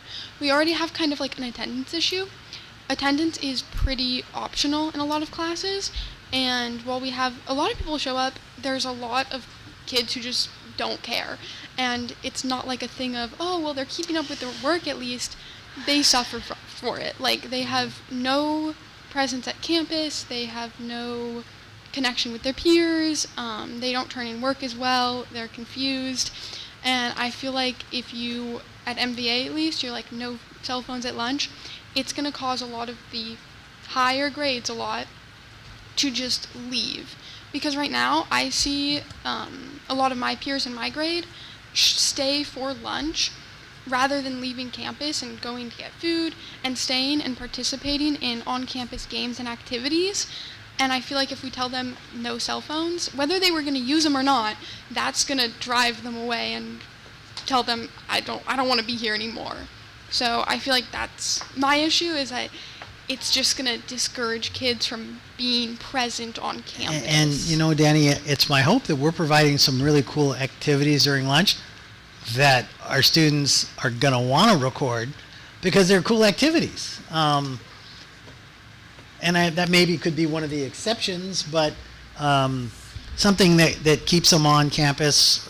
Or our language could say, administrative approval, or, for special activities, whatever. I think that those are considered instructional activities when we have a program during lunch. Sure, absolutely. And Danny, what you said, I had an MVA kid. I'm very familiar with how that schedule works, and the on-campus, off-campus. Of course, at the time that my student was there, he's older, there weren't cell phones in the hands of every kid. And sure, some kids left, but they also stayed and socialized, and they met with their various clubs and things that they were doing at lunchtime. Sometimes there were, cool programs going on. But in this conversation, I don't love one size fits all. I don't love that the state is mandating us to have a district-wide policy about this, because, we have some special programs in our district that should remain unique and special. So I'm sorry that we do have to create a district policy that applies everywhere. Let me ask this question to the board. Are we comfortable asking staff to make sausage out of the conversation that we just had? Yes, please. And bring back an option and I want to make sure staff's comfortable, because I know we've had a lot of conversations. She's got some good notes, so she's been showing me notes along the way. Looks good. Bringing back another policy, is the board... And option 3? Yeah, is the board okay with continuing this, asking staff to compile all of the comments and conversation and come back with another option? Is the board okay? And then I'll ask you. I don't think it's necessary, because I think everything we've been talking about is basically either a full moratorium or option 2. There's That's what I just see. 2 points of clarification I need, and then I'm pretty confident I can capture the change in here. The one point about educational purpose. I have notes on that. So one thing we talked about the difference between providing a comparable device. Is that where everybody... So here's what I found wrote. Consensus? Teachers and administration may authorize device use for specific instructional activities. However, no assignment shall require the personal communication device to participate or complete assignment. If a device is needed for instruction, the district may provide access in an equitable way. Yeah. You comfortable with that? Okay. Yeah.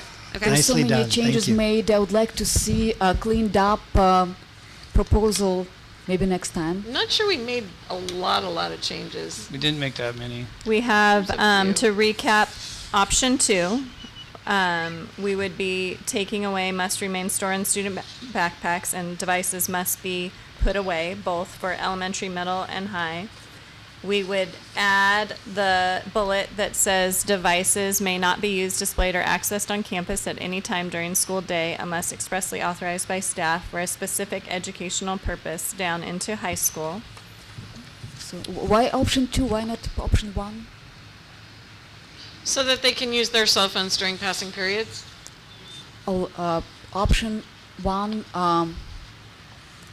Do and we option 2, have the difference is lunchtime. So correct. So does the board, is the board's direction to go first with option 1 or option 2? Do we want it at lunch or not I would at like lunch? to go with option 1. I'd go with option 2. 2? And One. let them have it during lunch? 2? 1. Kid, 2? 1. I don't know. Okay, you were 2 or 1? 2, 2, 2. One. Good, I don't Undecided. have to decide. 1. 1. Okay. Yeah. So we've got 3 supportive of option 2 with some tweaks. Some tweaks, Yeah. which allows them to have it at lunch, to be clear. We have 1 supportive of option 1. And we have 1 that is not undecided. So, Roger, you said something that I want to make sure we're not glossing over. You said that you thought we could come to a resolution tonight. The language might not be perfect yet, but we can come to like the direction we want to go, like which option. And I think we're getting there. Do you have a motion for tonight? Or are you okay continuing and bringing it back? Well, I don't think we have a motion because we need to see it one more time with the language. Okay, does anybody have a motion tonight? But we have a direction. Yeah, I just don't want to discount anybody. I think maybe we just need to see that brought back and That's where I am. cleaned up. But I just Yeah. didn't want to So assume that we all know that- exactly where we are. Yeah, I wanted to make sure we were all on the same page and didn't want to We assume that absolutely can bring it back for a second. everybody had that same intention. Eden? Thank you for noticing. I'm noticing the reason why people or the board wants no phones during lunch is because you guys want the students to be more involved with the community and talking to each other, and I think there is like different ways to establish it instead of just banning it, because it seems like more of an inconvenience, as you know, as Ingrid said, like what if she wants to talk to her boss and family. And Mr. John, you said like your daughter calls you when during social. She actually calls my wife, but that's okay. Well, you still feel involved because you're Keep going. Yeah, just the microphone's giving me a bit of trouble. So, and I would, thank you. I'll see if this one's better. And I would say like, how your daughter's using it is like a good way, because she's using it in a healthy way, communicating with her family and staying involved with her community, and she's using it to, be better at dealing with difficult social situations. Challenges. Yeah, Daily and I liked what you said is we should teach them how to think, not what to think, and I think that could apply here somehow in like teaching people or teaching the students on how to deal with their phones instead of being told what to do with their phones, or if that makes sense. Thank you very much. Yes. Can I just add one thing? To me, this is kind of a policy that's tiered by ages. And so for the most part, TK through 8, we're saying we want you to put it away. Because if there is going to be a negative impact, it's going to be on the early grades. And then high school, the way I see it is, we're giving you the opportunity to learn how to use it responsibly, because you're going to be immediately going to college or the workforce, and you need to know how to use it responsibly because you're going to be expected to be using it. So I think that's kind of where we are. And I think it kind of makes sense as we give a gradual transition for them from TK all the way to high school and then into the workforce. All right. Have we talked it up enough? Leslie, are you comfortable with the plan? Yes, we will bring back option 2 with all of the wordsmithing for a second reading at the February board meeting. Thank you for indulging us tonight and just letting this conversation flow to what we hope is going to be the best resolution for this district. Thank you for being vulnerable and sharing your feelings, because that's not easy to do. Tonight. Yeah, thanks for the input, all of you. This It's is the very good. perfect situation for having student board members play a big role. Thank you. All right. With no objection, we will move on to item G4, which is the approval of uniform complaint quarterly report. This is the Williams case complaints. Members of the board, this is a report for October through December. There were 0 Williams complaints. Asking for the board to approve. I move approval of the report. I'll second it. All right. Motion and a second. All those in favor? Aye. Motion carries unanimously. Next item on the agenda is item G5. This is the approval of the Memorandum of Understanding between Ramona Unified School District and California School Employees Association and its Ramona chapter, 733, regarding individual reclassifications. Yes, nice job. Members of the board, this is an MOU that we're seeking approval for. We engaged in negotiations with CSEA with the changes that were agreed upon through negotiations are listed here, asking for approval. I'll move approval. I'll second it. We have a motion and a second. Any questions for staff? All those in favor? Aye. Motion carries unanimously.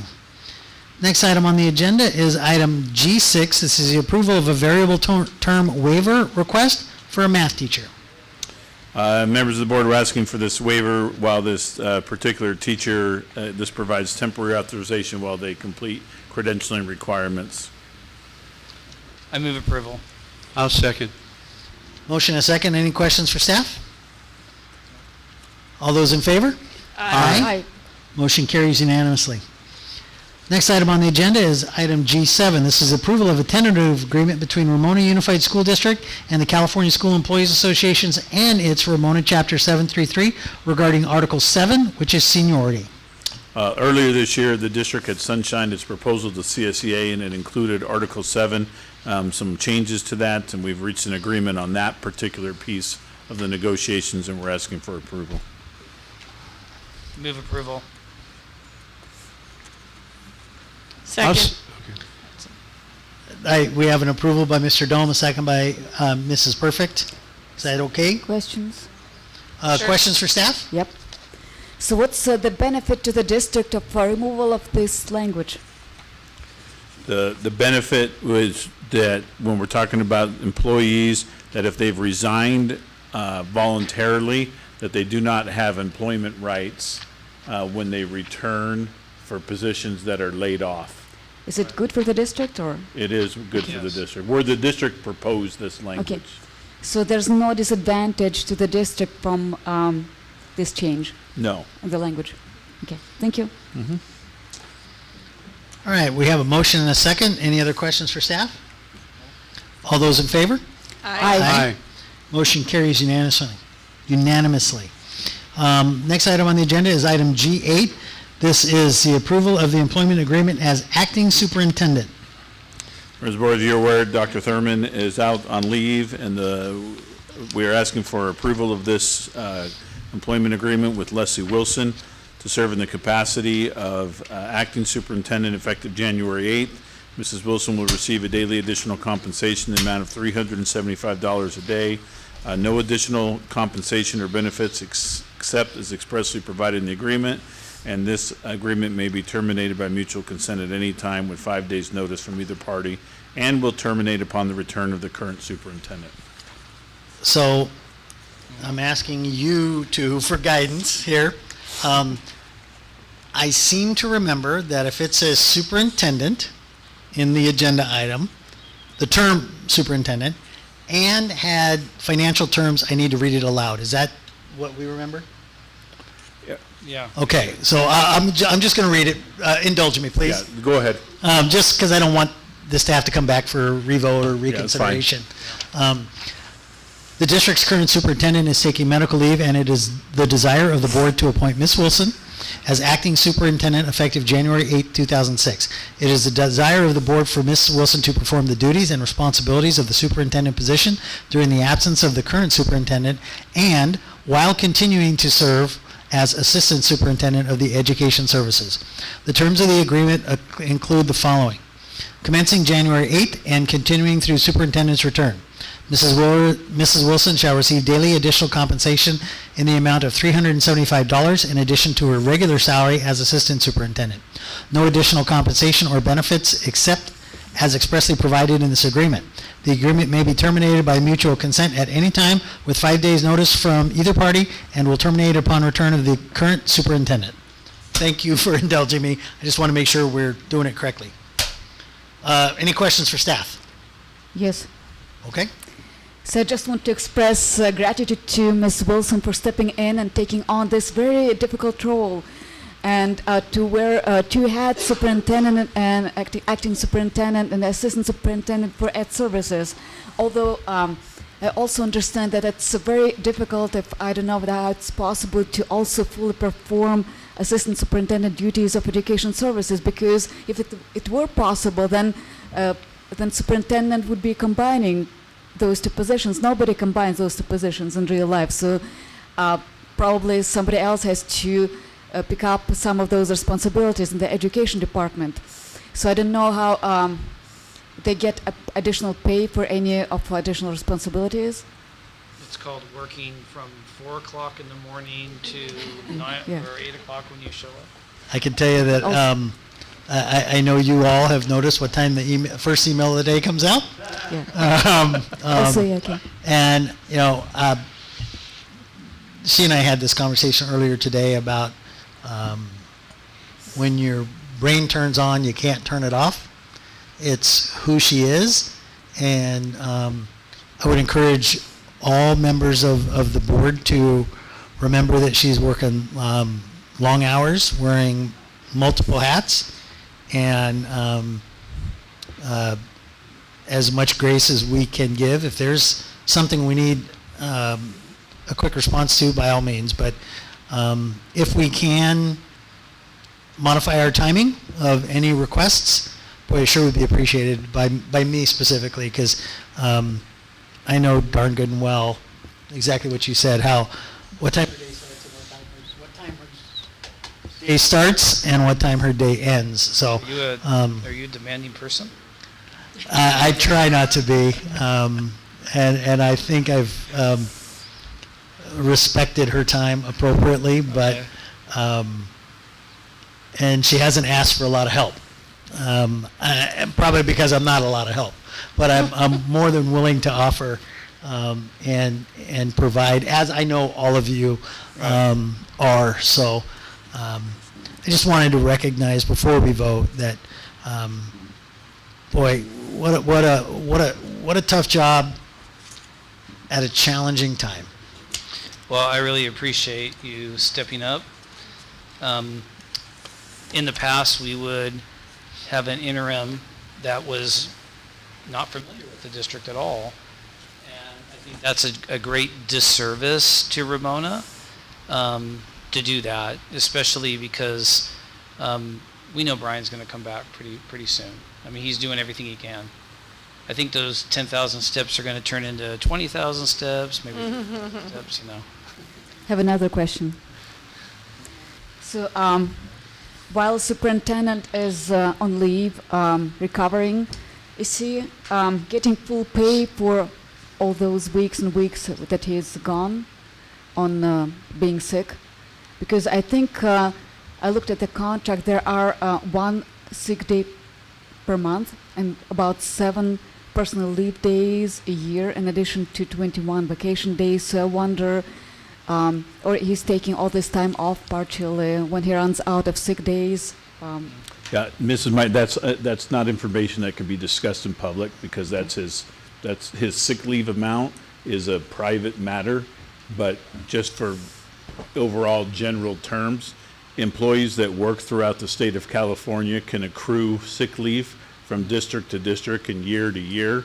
How much sick leave a particular individual has is not something that can be discussed publicly. Yeah. It was in his contract, that's why I wasn't aware of that. I thought contracts. Thank you for that. Yeah. Any other questions for staff or comments? Yeah, just Leslie, thank you for taking this on, and if it were for a longer term, I think we would have to find some other way. Right. But for this period of time, while it's kind of a long time, I'm sure those days are going to seem really long as we go on, but thank you for doing it. I think it does serve the best interests of everybody involved. Thank you. I think the board is very fortunate in the district to have someone who is capable of filling the superintendent role. Intelligence, experience, capability. Not every district would have that, but we were fortunate to have Leslie. Yeah, we are very fortunate. Thank you, Dan, for saying that. All right, is there a motion? I'll second yours. I motion to approve. Got a motion and a second. Any last chance at questions or comments for staff? All those in favor? Aye. Aye. Motion carries unanimously.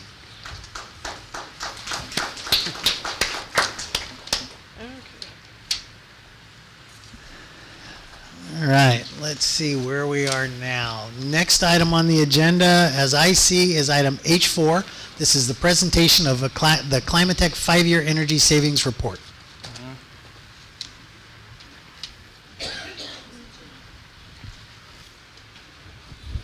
Good evening, board members.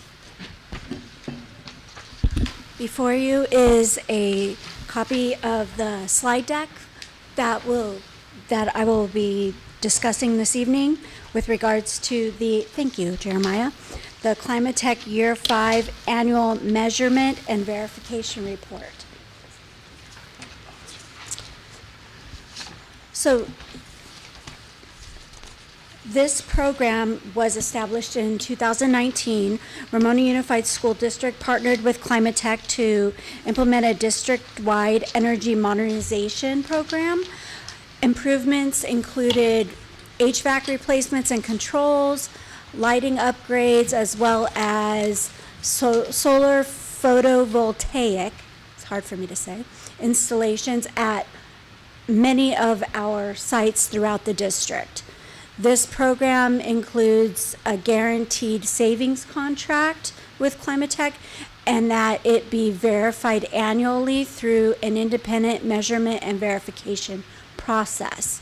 The Year 5 report that's been provided to you covers the period of October 2024 through September 2025.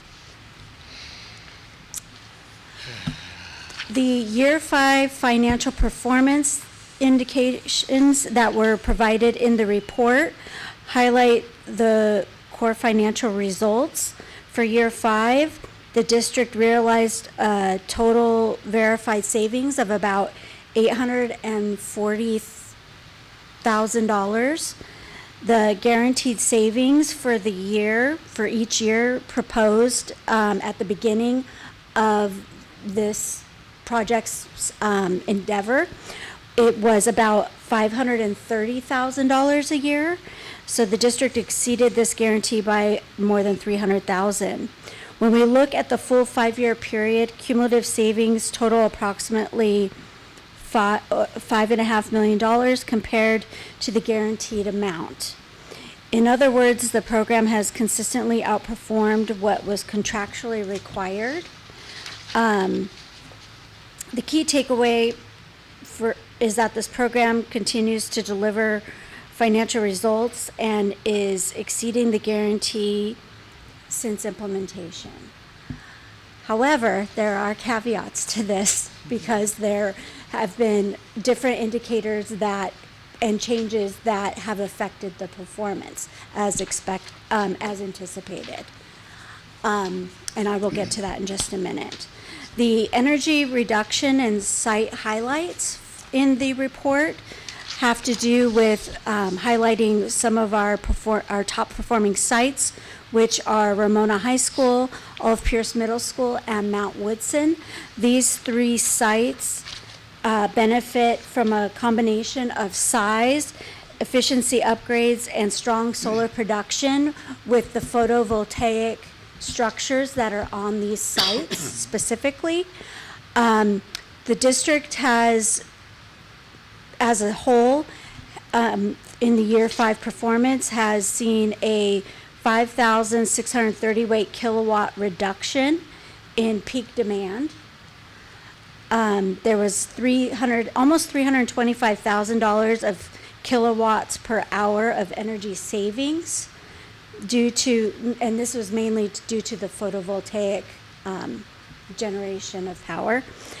And we also had almost 2 million kilowatts per hour generated by the solar project.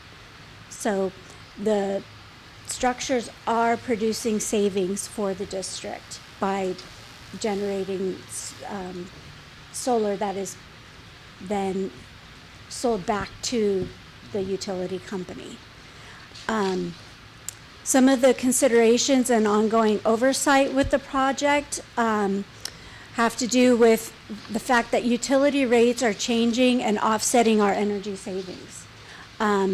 The utility rates are changing much more often, and the rate changes are much higher than what were originally anticipated when the district engaged in this project. So that is affecting the overall savings that the district is experiencing. HVAC operational changes increased usage by about 173,000 kilowatt hours this last year. A lot of that is due to the fact that that period of time, October 2024 through September 2025, there was a lot of hot months in that period of time, and so therefore that was the HVAC systems were being operated a lot more and utilizing a lot more energy. In addition to the HVAC, we also have the EV buses that are also utilizing electricity more than what was initially anticipated with this project as well. And some of our smaller sites are showing limited savings just due to the scale of the photovoltaic structures at those sites. They're just not producing the output as much as the larger structures. So the focus going forward is to monitor utility rate impacts. Unfortunately, the district is experiencing yet another utility rate increase beginning this month, along with most other consumers. Unfortunately, there isn't a special pricing for school districts or other public agencies. We are lumped in with commercial users regardless of our purpose. And so we're paying just as much as hospitals, private corporations, and many other businesses that are in the same usage levels that we are. There's going to be continued HVAC and operational oversight to make sure that we are keeping our machines efficient, with the ongoing replacement of filters, keeping the coils clean, in addition to also keeping the panels and arrays on the photovoltaic structures clean so that they are generating as much solar energy as possible, and doing what we can to protect gains at our high-performing campuses with those efforts. I kept this pretty short tonight, but this is an information item only. There's no action needed. Do you have any questions regarding the report or anything presented this evening? I just have a couple. I don't know if you have the answers. Do you know what tier rating we're in for buying electricity from San Diego Gas and Electric? I actually do know that, but I don't have that information off the top of my head. I Oh. have it at my desk, and I can definitely get that information to you. Yeah, I was just curious if it was having an impact on our tier rating. And then the other one is, it's been a while since I have looked at the contract that we did. I thought it was 15 years. So when is the contract due? And then just to remind us, maybe you can put it in a report. Of course. And then, It is a 15-year contract, Right. and it began in 2019, and year 5 was just complete, so we have another 9 years remaining. and then how much do we have to pay to completely own it in the end? Just a reminder. I can get you that information. Okay, thanks. I'll put it in the board update. So Roger, if I remember correctly, we were looking at a much longer term contract. And you at the time thought, hey, we should look at a shorter term and maybe pay a little bit more in the short term, but save in the long term. I do remember that, and I appreciate that perspective and that recommendation, because we did choose the shorter term. I heard that the electric bills, it is going up at the beginning of the month, but I heard that for the average homeowner, it's going to be like $5. You're not going to really notice much. But I'm curious about how much it's going to go up commercially. I don't know. We're not your average I definitely think homeowner. we're going to see more than a $5 increase per month for sure. Yeah, I'm pretty sure it's going to be a lot. Do you anticipate during this 15-year contract that with the rates increasing and the benefits staying kind of stable, that there'll come a time when there is no benefit anymore? I don't know that that will necessarily happen, but I can tell you that where we are going to experience the most savings and reap the most reward from our contract is once that 15 years is over, we will be, because we shortened our term by basically condensing the contract by half, we are going to experience more of our benefits once the contract is done and paid for than sustained throughout the duration of the contract, if that makes sense. It was like a 15-year mortgage instead of a 20 or a 30-year mortgage. Okay, that's his fault. Well, I mean, we were all in it together, but yeah. Blame it on me. Here's the other thing that after me I think I kind of made them mad because they had to come back 3 times. It was a lot. We discovered what they were hiding, and that was a $30,000 fee monthly for 15 years, which ended up being about $7 million. And we said we don't want that. For maintenance. For maintenance. Yep. It was that much. They took it out, so we saved $7 million right off the top of that. I just want to make just a reminder. Okay, so I have a few questions, if that's okay. Jump in. All right, so how does our energy consumption from all sources compare to our projections at the onset of the project? Like, are we using more than we anticipated, the same, or less? I believe we are actually using more, and that is due to the fact that when we engaged in this contract and estimates were done at that time, we did not have an electric bus program. Okay. And it wasn't, I believe, even in discussion at that time. That was before my being here, but I believe that was the case. And so that wasn't calculated into anything. So because we have a fleet of electric buses, that is significantly affected what we savings and usage that we are experiencing right now. Okay. And where are we on battery backup systems and generators? With regards to the photovoltaic systems, One at the high school, right? we have the Tesla battery wall, which is completely separate from this. We have that at the high school, and as for what batteries and generators we have with regards to the other Just photo. for energy security, Mhm. right?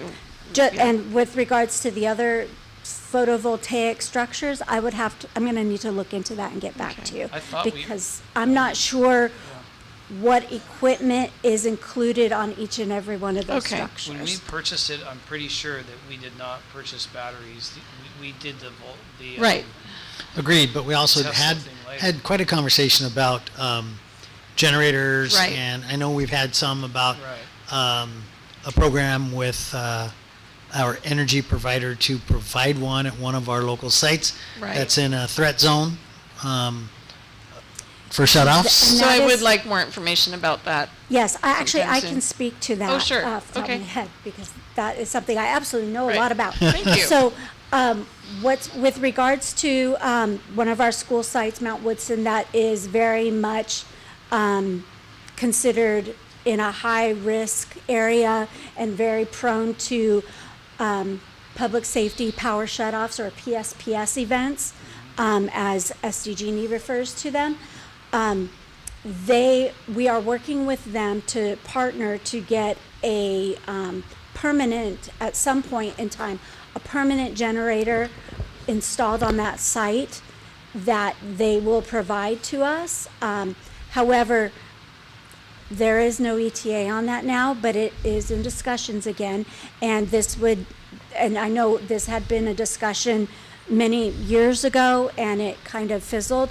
It's been resurrected. However, this is a bit different in that this would not be on the roof of a building, as had been previously discussed. This would be on a concrete pad near where it would hook up to the site, and basically that would make the site functional in the event of recurring PSPS events. And it would power, I believe, most of the site. Really? However, the ETA on that is unknown, and we're not sure when that will happen. But there is an arrangement that's also been put in place in the event of PSPS events between now and when that may happen, with the permanent generator being installed, to if there is a PSPS event, SDG&E will bring out a large generator to Mount Woodson, set it up, and have it run most of the operations at that site and keep that site functional during PSPS events, and then once they're over, take it back.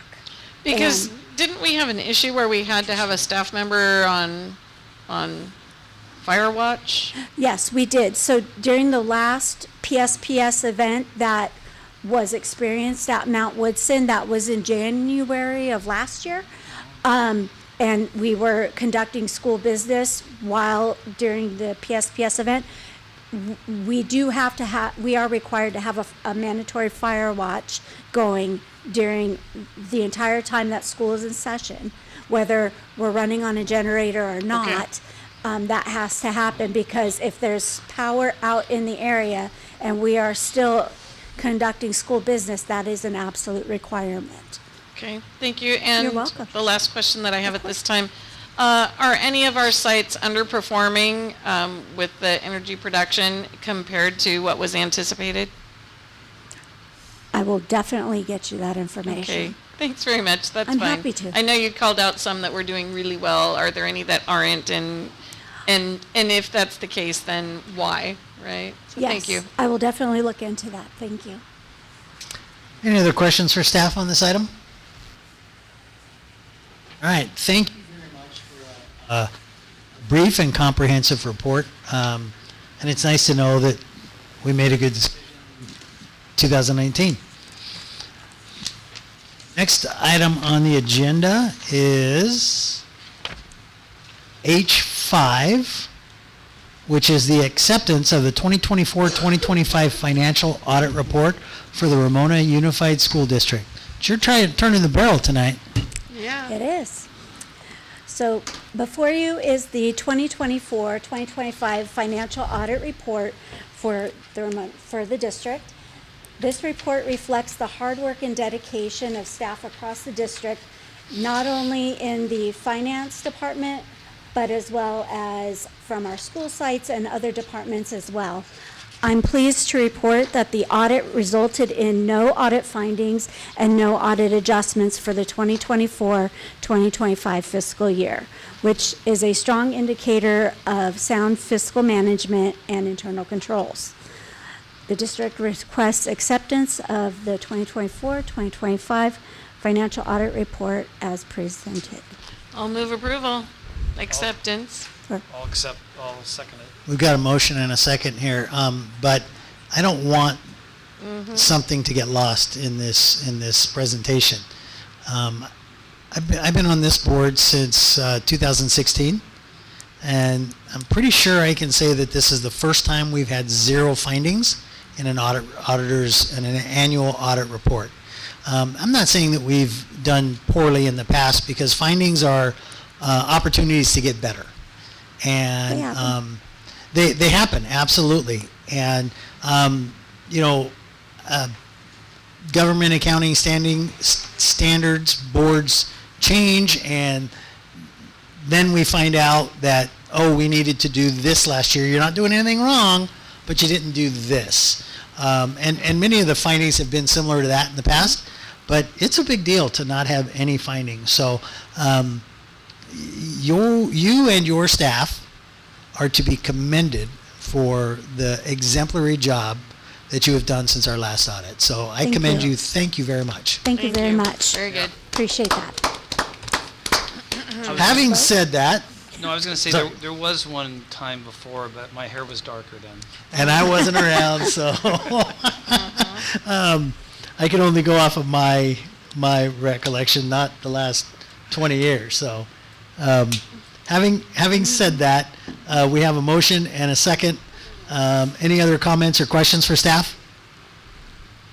All those in favor? Aye. Motion carries. Thanks again. Thank you. All right, next item on the agenda is item H6. This is the approval of Public Agency Retirement Services, PARS, Supplemental Retirement Plan. Thank you. Governing Board, you previously approved a resolution authorizing the district to contract with Public Agency Retirement Services, or PARS, to offer a supplementary retirement plan to eligible staff. The window for employees to elect participation in the SRP closed on Friday, January 9th. At this time, 41 employees across 3 employee groups have elected to participate in the SRP. Based on this level of participation, the district has determined that the fiscal and operational objectives of the program will be met. In accordance with the plan language, this participation level triggers a benefit equal to 60% of final pay. The district asks that the board approve implementation of the SRP as outlined in the approved plan language. Any questions for staff? Those All right. will come later. All right, is there a motion? I motion to approve.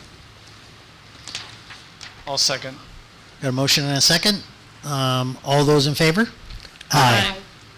That felt a little anticlimactic, because I know what a big deal this is for the district, and for our It's a great staff benefit for members staff. and for our fiscal health moving forward. So I want to thank staff for all the hard work they put in on this program, from its infancy until we start realizing the savings. So well done. Thank you all. Congratulations to the employees of the district who have the opportunity to take advantage of this. I would like to echo what Corey said, and that is there is a lot of knowledge and wisdom that we're going to have to replace. Yeah, there is. And so, that's going to be a big challenge. And maybe we can find some that already have 5 years in, so we don't have to hire brand new people. I don't know. We'll see. We'll leave that up to Mr. Newman and his staff to figure out how to operationalize our decision tonight. So, but what an opportunity, what a golden opportunity for some of our staff members who've absolutely earned it. We're going to miss them. We missed some in the audience who retired last couple of years. We still miss them, but they've earned it. They put in their time, and bless them, and I wish them the best in retirement. All right, next item on the agenda is going to be item H7. This is the approval of acceptance of gifts. Thank you, President Drum. We have 4 donations for you to accept this evening. 2 of the donations are from Ramona High School. One is for OPMS's STEM program, and one benefits all 3rd graders throughout the district. The district is requesting acceptance of these generous gifts. Any questions for staff on this? Any comments? Other than my comment, one of these donations was facilitated by a member of this board. And I want to tell you, Roger, that I personally have heard reports of from multiple either students or family members of students who have been incredibly pleased that we're able to offer robotics. So thanks for what you did to bring this to our district and facilitating this. And I think it's just a wonderful opportunity to add an opportunity for our students. So having said that, is there a motion? I move approval. Second. Got a motion and a second. All those in favor? Aye. Aye. Motion carries, and I heard nothing from you? I'm not sure if I should vote, should I? Well, it passed without you. There we go. So do you want to be considered abstaining? Yeah, because it's me, I should abstain. Can the record please reflect that? It was 4-0 with one abstention. But I will say, yeah, I can do a lot more if we have Careful. more willing. If we have more willing instructors, I can do a lot more. Nice. Yep. So let's put the pressure on Mr. Newman to fill those staff members. Okay. Thank you, guys. Next item on the agenda, next items are district operation. First item in this section is item I-1, which is the Ramona Unified School District Strategic Plan Update. Yes, I'm excited to share this evening that the Ramona Unified Strategic Planning Focus Groups kicked off on January 6th. This was facilitated in partnership with Studer Education. And these sessions are bringing forward just a lot of information about the strengths, challenges, and priorities and the next steps in our strategic planning work. The focus groups that were held on January 6th were primarily students and staff, but broken out. We had a 4-6 group at Hanson Elementary. We had 7 12th grade students who were represented by all schools and all programs. We had certificated and classified leadership. We also had classified staff and certificated staff. And then finally, we had former RUSD graduates. Coming up in February, we'll have our parent groups, and that will be just a variety of grade levels represented. There will be a parent group for specialized student groups like special education, alternative education. Cabinet finished their group already, so we're ahead of schedule in the cabinet realm. There'll be community members, board members that have been able to sign up, and families who have chosen not to send their students to Ramona Unified, but instead have opted to send them to another program or school outside of Ramona. The focus during these focus groups is what's going well in Ramona Unified, what makes you proud, what are the opportunities we have to improve, what gets in the way, and how will we know if we're successful. And what was one of the really fun things that we reviewed when we were in cabinet, looking at the student focus group, was what words do you use to describe Ramona Unified? And so we're excited for our steering committee to get to see all of this information. The steering committee will then help develop priorities for the district, which will come to the board for approval, and then the board will help provide that direction on what the priorities for the district will be based on all this feedback that's being collected in all of the focus groups. That is our next phase for the strategic planning process. After these focus groups will be the steering committee review. All right. Thank you very much for the report. And thank you for this opportunity to see not only what we do well, because I think we know, I know how that sounds, what we do well, but what are our blind spots? What do we think we do well, but we don't really do well? And without this process, I'm not sure that we would see our blind spots, and we would continue to go down this path without a critical view. And I think it's important for any organization to look upon themselves with a critical viewpoint to say, okay, let's look at the entire package, warts and all, and see where we can get better. So thank you for staff for this opportunity. Any other comments or questions for staff? Yeah, this kind of correlates with what Studer is doing, kind of. This is what Studer is doing. This is Studer. Yeah, this is the, this is, No I'm wonder sharing it's the so work familiar. Studer. And what's actually great about this process too is we are working to fold it into our LCAP process, so we won't have two separate processes happening. We'll be able to have one survey for the most part, and this information that we're getting is really going to help feed that next LCAP cycle, not this year, because this is we're going into our last year, but it will feed the next year's LCAP cycle. Well, it'll feed this year's also, but not in the major way that it will the following year.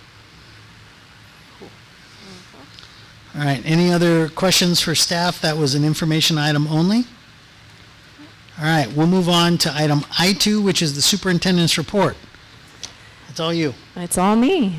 Before I share a few highlights around the district, I did want to begin by recognizing that January is School Board Appreciation Month. Oh, who knew? Yeah, right? And so as much as I would love to be handing you something that special that we ordered, delivery was attempted today. However, the delivery driver did not locate us, and so therefore he's coming back tomorrow to deliver again. So we'll get out. It's just a small token of our appreciation for all the hard work and support you give to Ramona Unified, and we're truly grateful for your service. Thank you.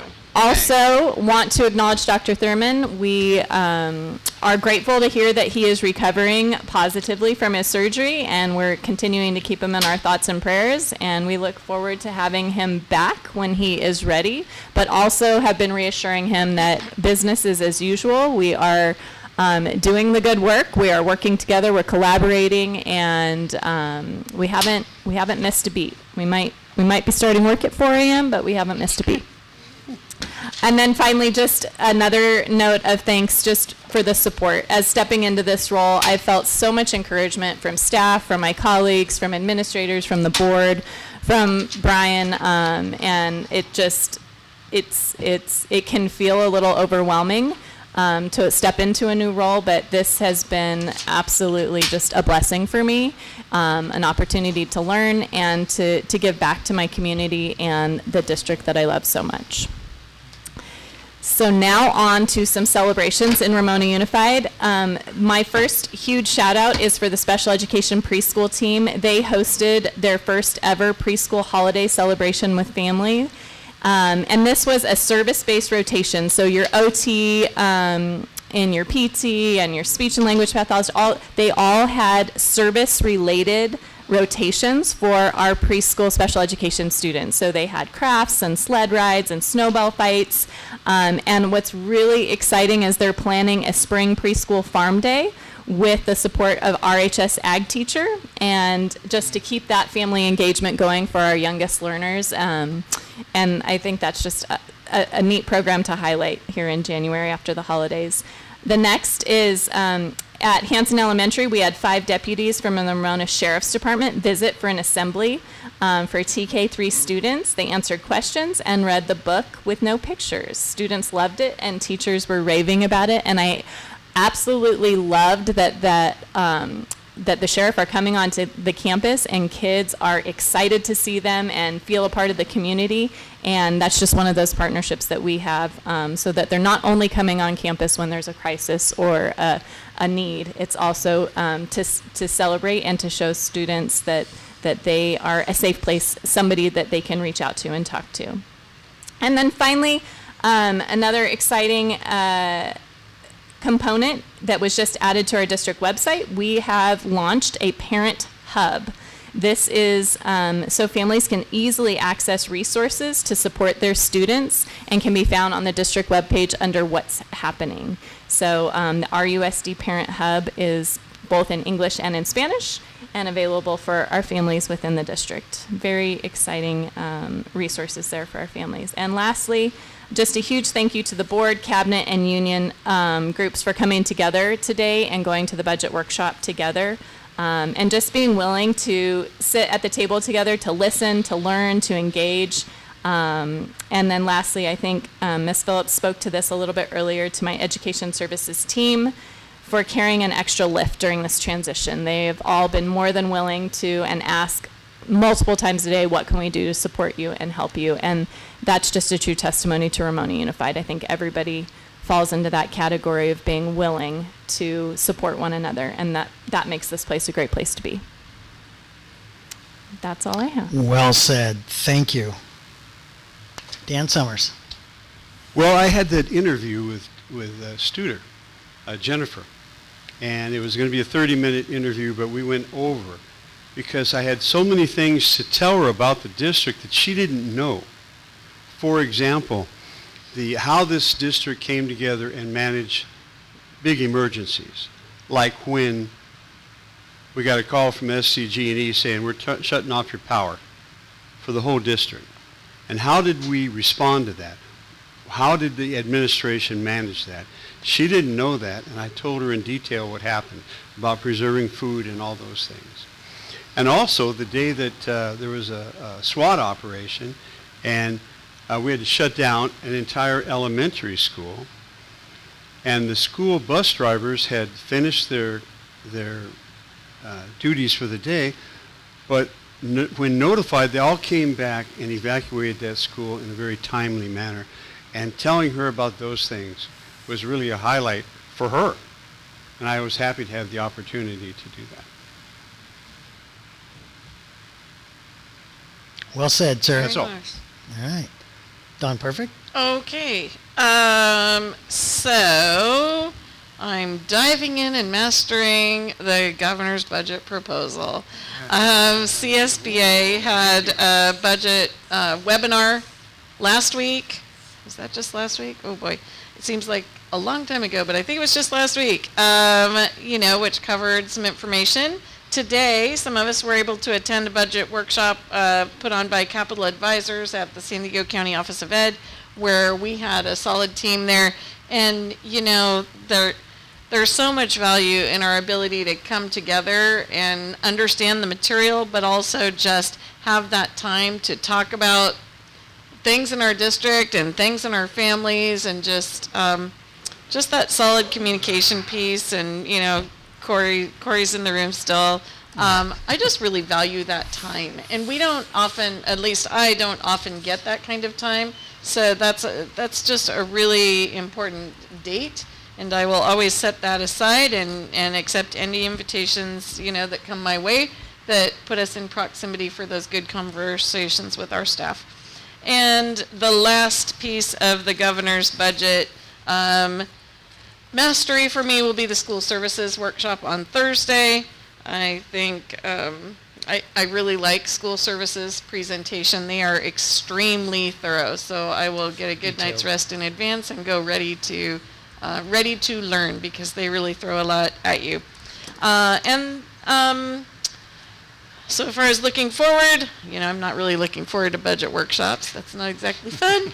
But I do have on my calendar a site visit to Hanson Elementary coming up in a couple weeks, and I'm really excited about that. So thank you for facilitating that, Leslie, and I'm sure we're going to see some neat things there. Thank you, ma'am. Okay. First thing, I've heard people talking about, the fact that we're going to have to lay people off. One of the discussions that have come up is the cost that we paid for Studer. So you do need to know that that is being discussed. People are a little concerned about how much money we paid to that. Like I said from the beginning, I have concerns that are we going to be able to see a big difference? So I still have that concern. That has not gone away at all for me because the increases that we saw were just a few percentages. So hopefully, I think this thing is not working. Hopefully, yeah.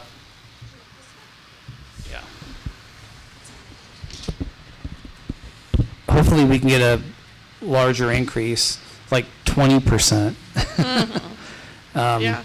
But I have my doubts because unlike everybody here, I've been here the longest, and when I started, we did our own strategic planning. We did everything that Studer is doing. So I have concerns because I believe we can do it ourselves. But I know that our staff, our cabinet, really believes that this is going to make a difference. So I'm willing to try it, but we'll see what happens. But I wanted you to know that there are concerns about it because we're going to have to make some cuts, and people are like, well, then why did you spend all that money? So just be aware of that. The other thing is, we went to the budget workshop today. I want to give you a little bit of insight. I talked about it in November that I brought students from, it was like almost 30 different schools up to Sacramento. And there were 90 of us, 90 students. And we divided up by schools, and we met with our assembly members and our senators and even the governor's office. And we pitched two things. One is that there would be an increase to CTE monies, and the other one is an increase to ELOP because we knew it was not fully funded. And we go to this workshop, and guess what's on the governor's budget? $100 million increase to CTE for next year, and then $67 million increase to ELOP. So I want you to know that when you have high school students speaking to our elected officials up in Sacramento, it makes a difference. And I think that's pretty important that we were able to see that reality. I didn't say anything at the time, but I wanted you to be aware of that. And we've been doing this for 3 years now, so they keep hearing us every year. They know us by name now, and they welcome us when we walk in. So it's pretty exciting to see students. They change all the time, but they know our organization and us doing that. So we established that about, I guess this is our 4th year, so 4 years now. Something that I thought was needed, and now it's bloomed into a national organization. So we are now part of a national organization called SASA. The other thing I wanted to mention is that when I said I can do more for Ramona for robotics, I'm kind of winding down in my career, and I've established lots of relationships, and getting money is really not that hard for me. And so I'm just ready for Thrive to say, we're ready, and then we could do something. But I want you to know all the ELOP money is sitting there. We're doing advocacy to get all that money so you can use it. It keeps getting increased. I'd really like to see it for STEM because that's why we're doing it. So I'd like to see that happen. Hopefully it can. And then, every elementary and the high school, would love to see that happen. And I'll just give you some examples. This last year, at the end of last year, I went down to Ecuador and Paraguay, and we ran their first national is called the First Tech Challenge. It's a small 18 by 18 by 18 robot, which is what all of Pierce is doing. It's a pretty sophisticated robot, and they have to program the whole thing. And we ran those competitions in each country. They were both at universities. We partnered with the universities to do that. And, you know, we have problems with tariffs and everything, so we bought, I got the money to buy $20,000 in robots, and we put them in suitcases and brought them down there to escape paying duty into the country, which would have been another $20,000. It's like 100%. So we kind of learned how to do it. We had to talk to everybody how to do that. And just today, or actually it was yesterday and today, I'm working with officials in the country of Haiti. And this is pretty amazing because Haiti is a third world country. Their government is very lacking. It's pretty corrupt. And Haiti is on the U.S. travel advisory as do not travel. And yet somehow we were able to partner with Educare and an oil company and the rapper Wycliffe. I don't know if you know his music. If you heard it, you'd recognize it. And we were able to get 5 robots, the field, and the field elements. And in April, we're going to be running a competition there. So we'll help them to run the competition virtually so they can figure out the software and everything. But that's like super amazing for those kids because they would never have that opportunity. So we can have that for Ramona. We don't have all those barriers of tariffs and transportation and all those things. It's a lot easier for us. And I wanted to just kind of give you a perspective. This is highly unusual what I'm doing. I don't know any other coach that does anything like this. It is unique. And I take students down there to do it. We could take our Ramona students down there with me. It's not, and they would experience it, get to practice their Spanish, but not Haiti. We can't go there. Roger. Yeah. I got a question for Roger. Yeah. So you take 100 students to Sacramento. Yeah. And you lobby to increase the budget in some programs. And you succeed. Did you complete the circuit to let the students know that their efforts in lobbying paid off? Yeah, so we did several things last year, and the lobbying efforts increased the ELOP funding by $435 million. So that was proposed in the governor's budget, and then July 1, it actually happened. And then we also had a current resolution go through, so that's a statewide resolution. Typically a resolution is just done in your local community, but a statewide resolution is like a bill. It's actually published for the entire state, and it shows up literally like a bill written, and everybody has to vote on it, etc. That doesn't happen on a resolution locally. So we passed 2 of those. One was the STEAM Robotics Day. The other one was Women in STEM Day. And those 2, it was pretty much every single assembly member and senator signed on to it. It was pretty amazing. They all co-authored it with them. And I got Carl DeMaio to do them both. This year we're getting, there's going to be a joint effort between Senator Boa and Carl DeMaio's office to pass the STEAM Robotics Day.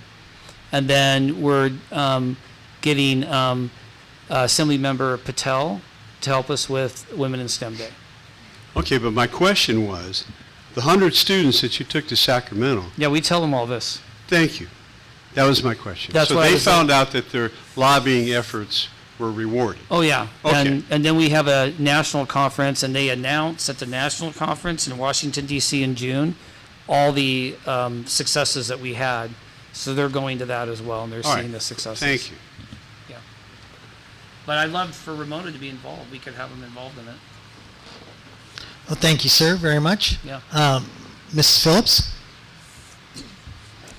Had very nice time at the budget workshop today, and is my microphone working? Yes. Okay. It was very illuminating to hear all the numbers.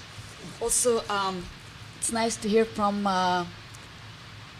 Leslie that business is as usual. That's very encouraging and very very nice to hear, very reassuring.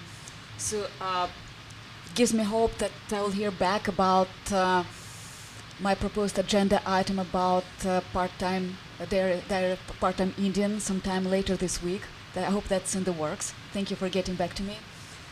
I did have an interview with Stuber for about half an hour. So before we had this meeting, I had 2 pages of notes. I did speak about everything I had in my mind. I addressed all her questions. And then later on, I followed up with an email to just reiterate in writing, so to have a better picture for her. And what the overarching objective that I communicated to her, it was based on my conversations in the community I had with parents and adults, different roles, had kids in the district now or in the past. And what the biggest concerns I heard that would be the best to do to eliminate distractions from the general education classroom and make instruction as smooth and effective as possible for mainstream students. Teachers should be able to focus exclusively on general education students without being drained, distracted, or stressed by IEP students, behavior issues, or English learners. And I was hoping that Studer will help us to figure out how to do this. This approach benefits students, teachers, and overall academic outcomes. On the other hand, all these obstacles to success that are now encountered in the classroom are state and legislative mandates. So I'm not sure if it's within Studer's power to change that. Another one of the conversations I had in the community recently, and I wanted to share, a parent said that his kids are now in their mid-20s, but they graduate from Ramona High School. So it was probably 10 years ago when they went to Ramona High, and that parent shared, "I wish I put them in private school." At the time I asked why, and what he said, because of indoctrination as he saw that. What he said, his kids were taught that America is bad, the country was portrayed in a negative light, and he was also concerned that the past events were held to contemporary standards. So I asked, really that was happening at RHS even 10 years ago, and he said yes, and he thinks now it's even worse. Well, none of that is in our board policies. It makes me wonder if what's being taught in the classroom contradicts our board policies. And I wondered how we can ensure that instruction complies with our district standards so no indoctrination is occurring in the classroom. Because, well, these parents did not put their kids in a private school, but some other parents did, for that reason, put their kids in a private school. So, as I see it, this contributes to decline in enrollment and deterioration of quality of education. So probably we need to review some of our policies, and probably not the policy on controversial issues, because this is not controversial. So I wonder how we can institute a quality control that would address this kind of indoctrination, because it's a deterrent for many families to enroll against enrolling their kids in our district schools.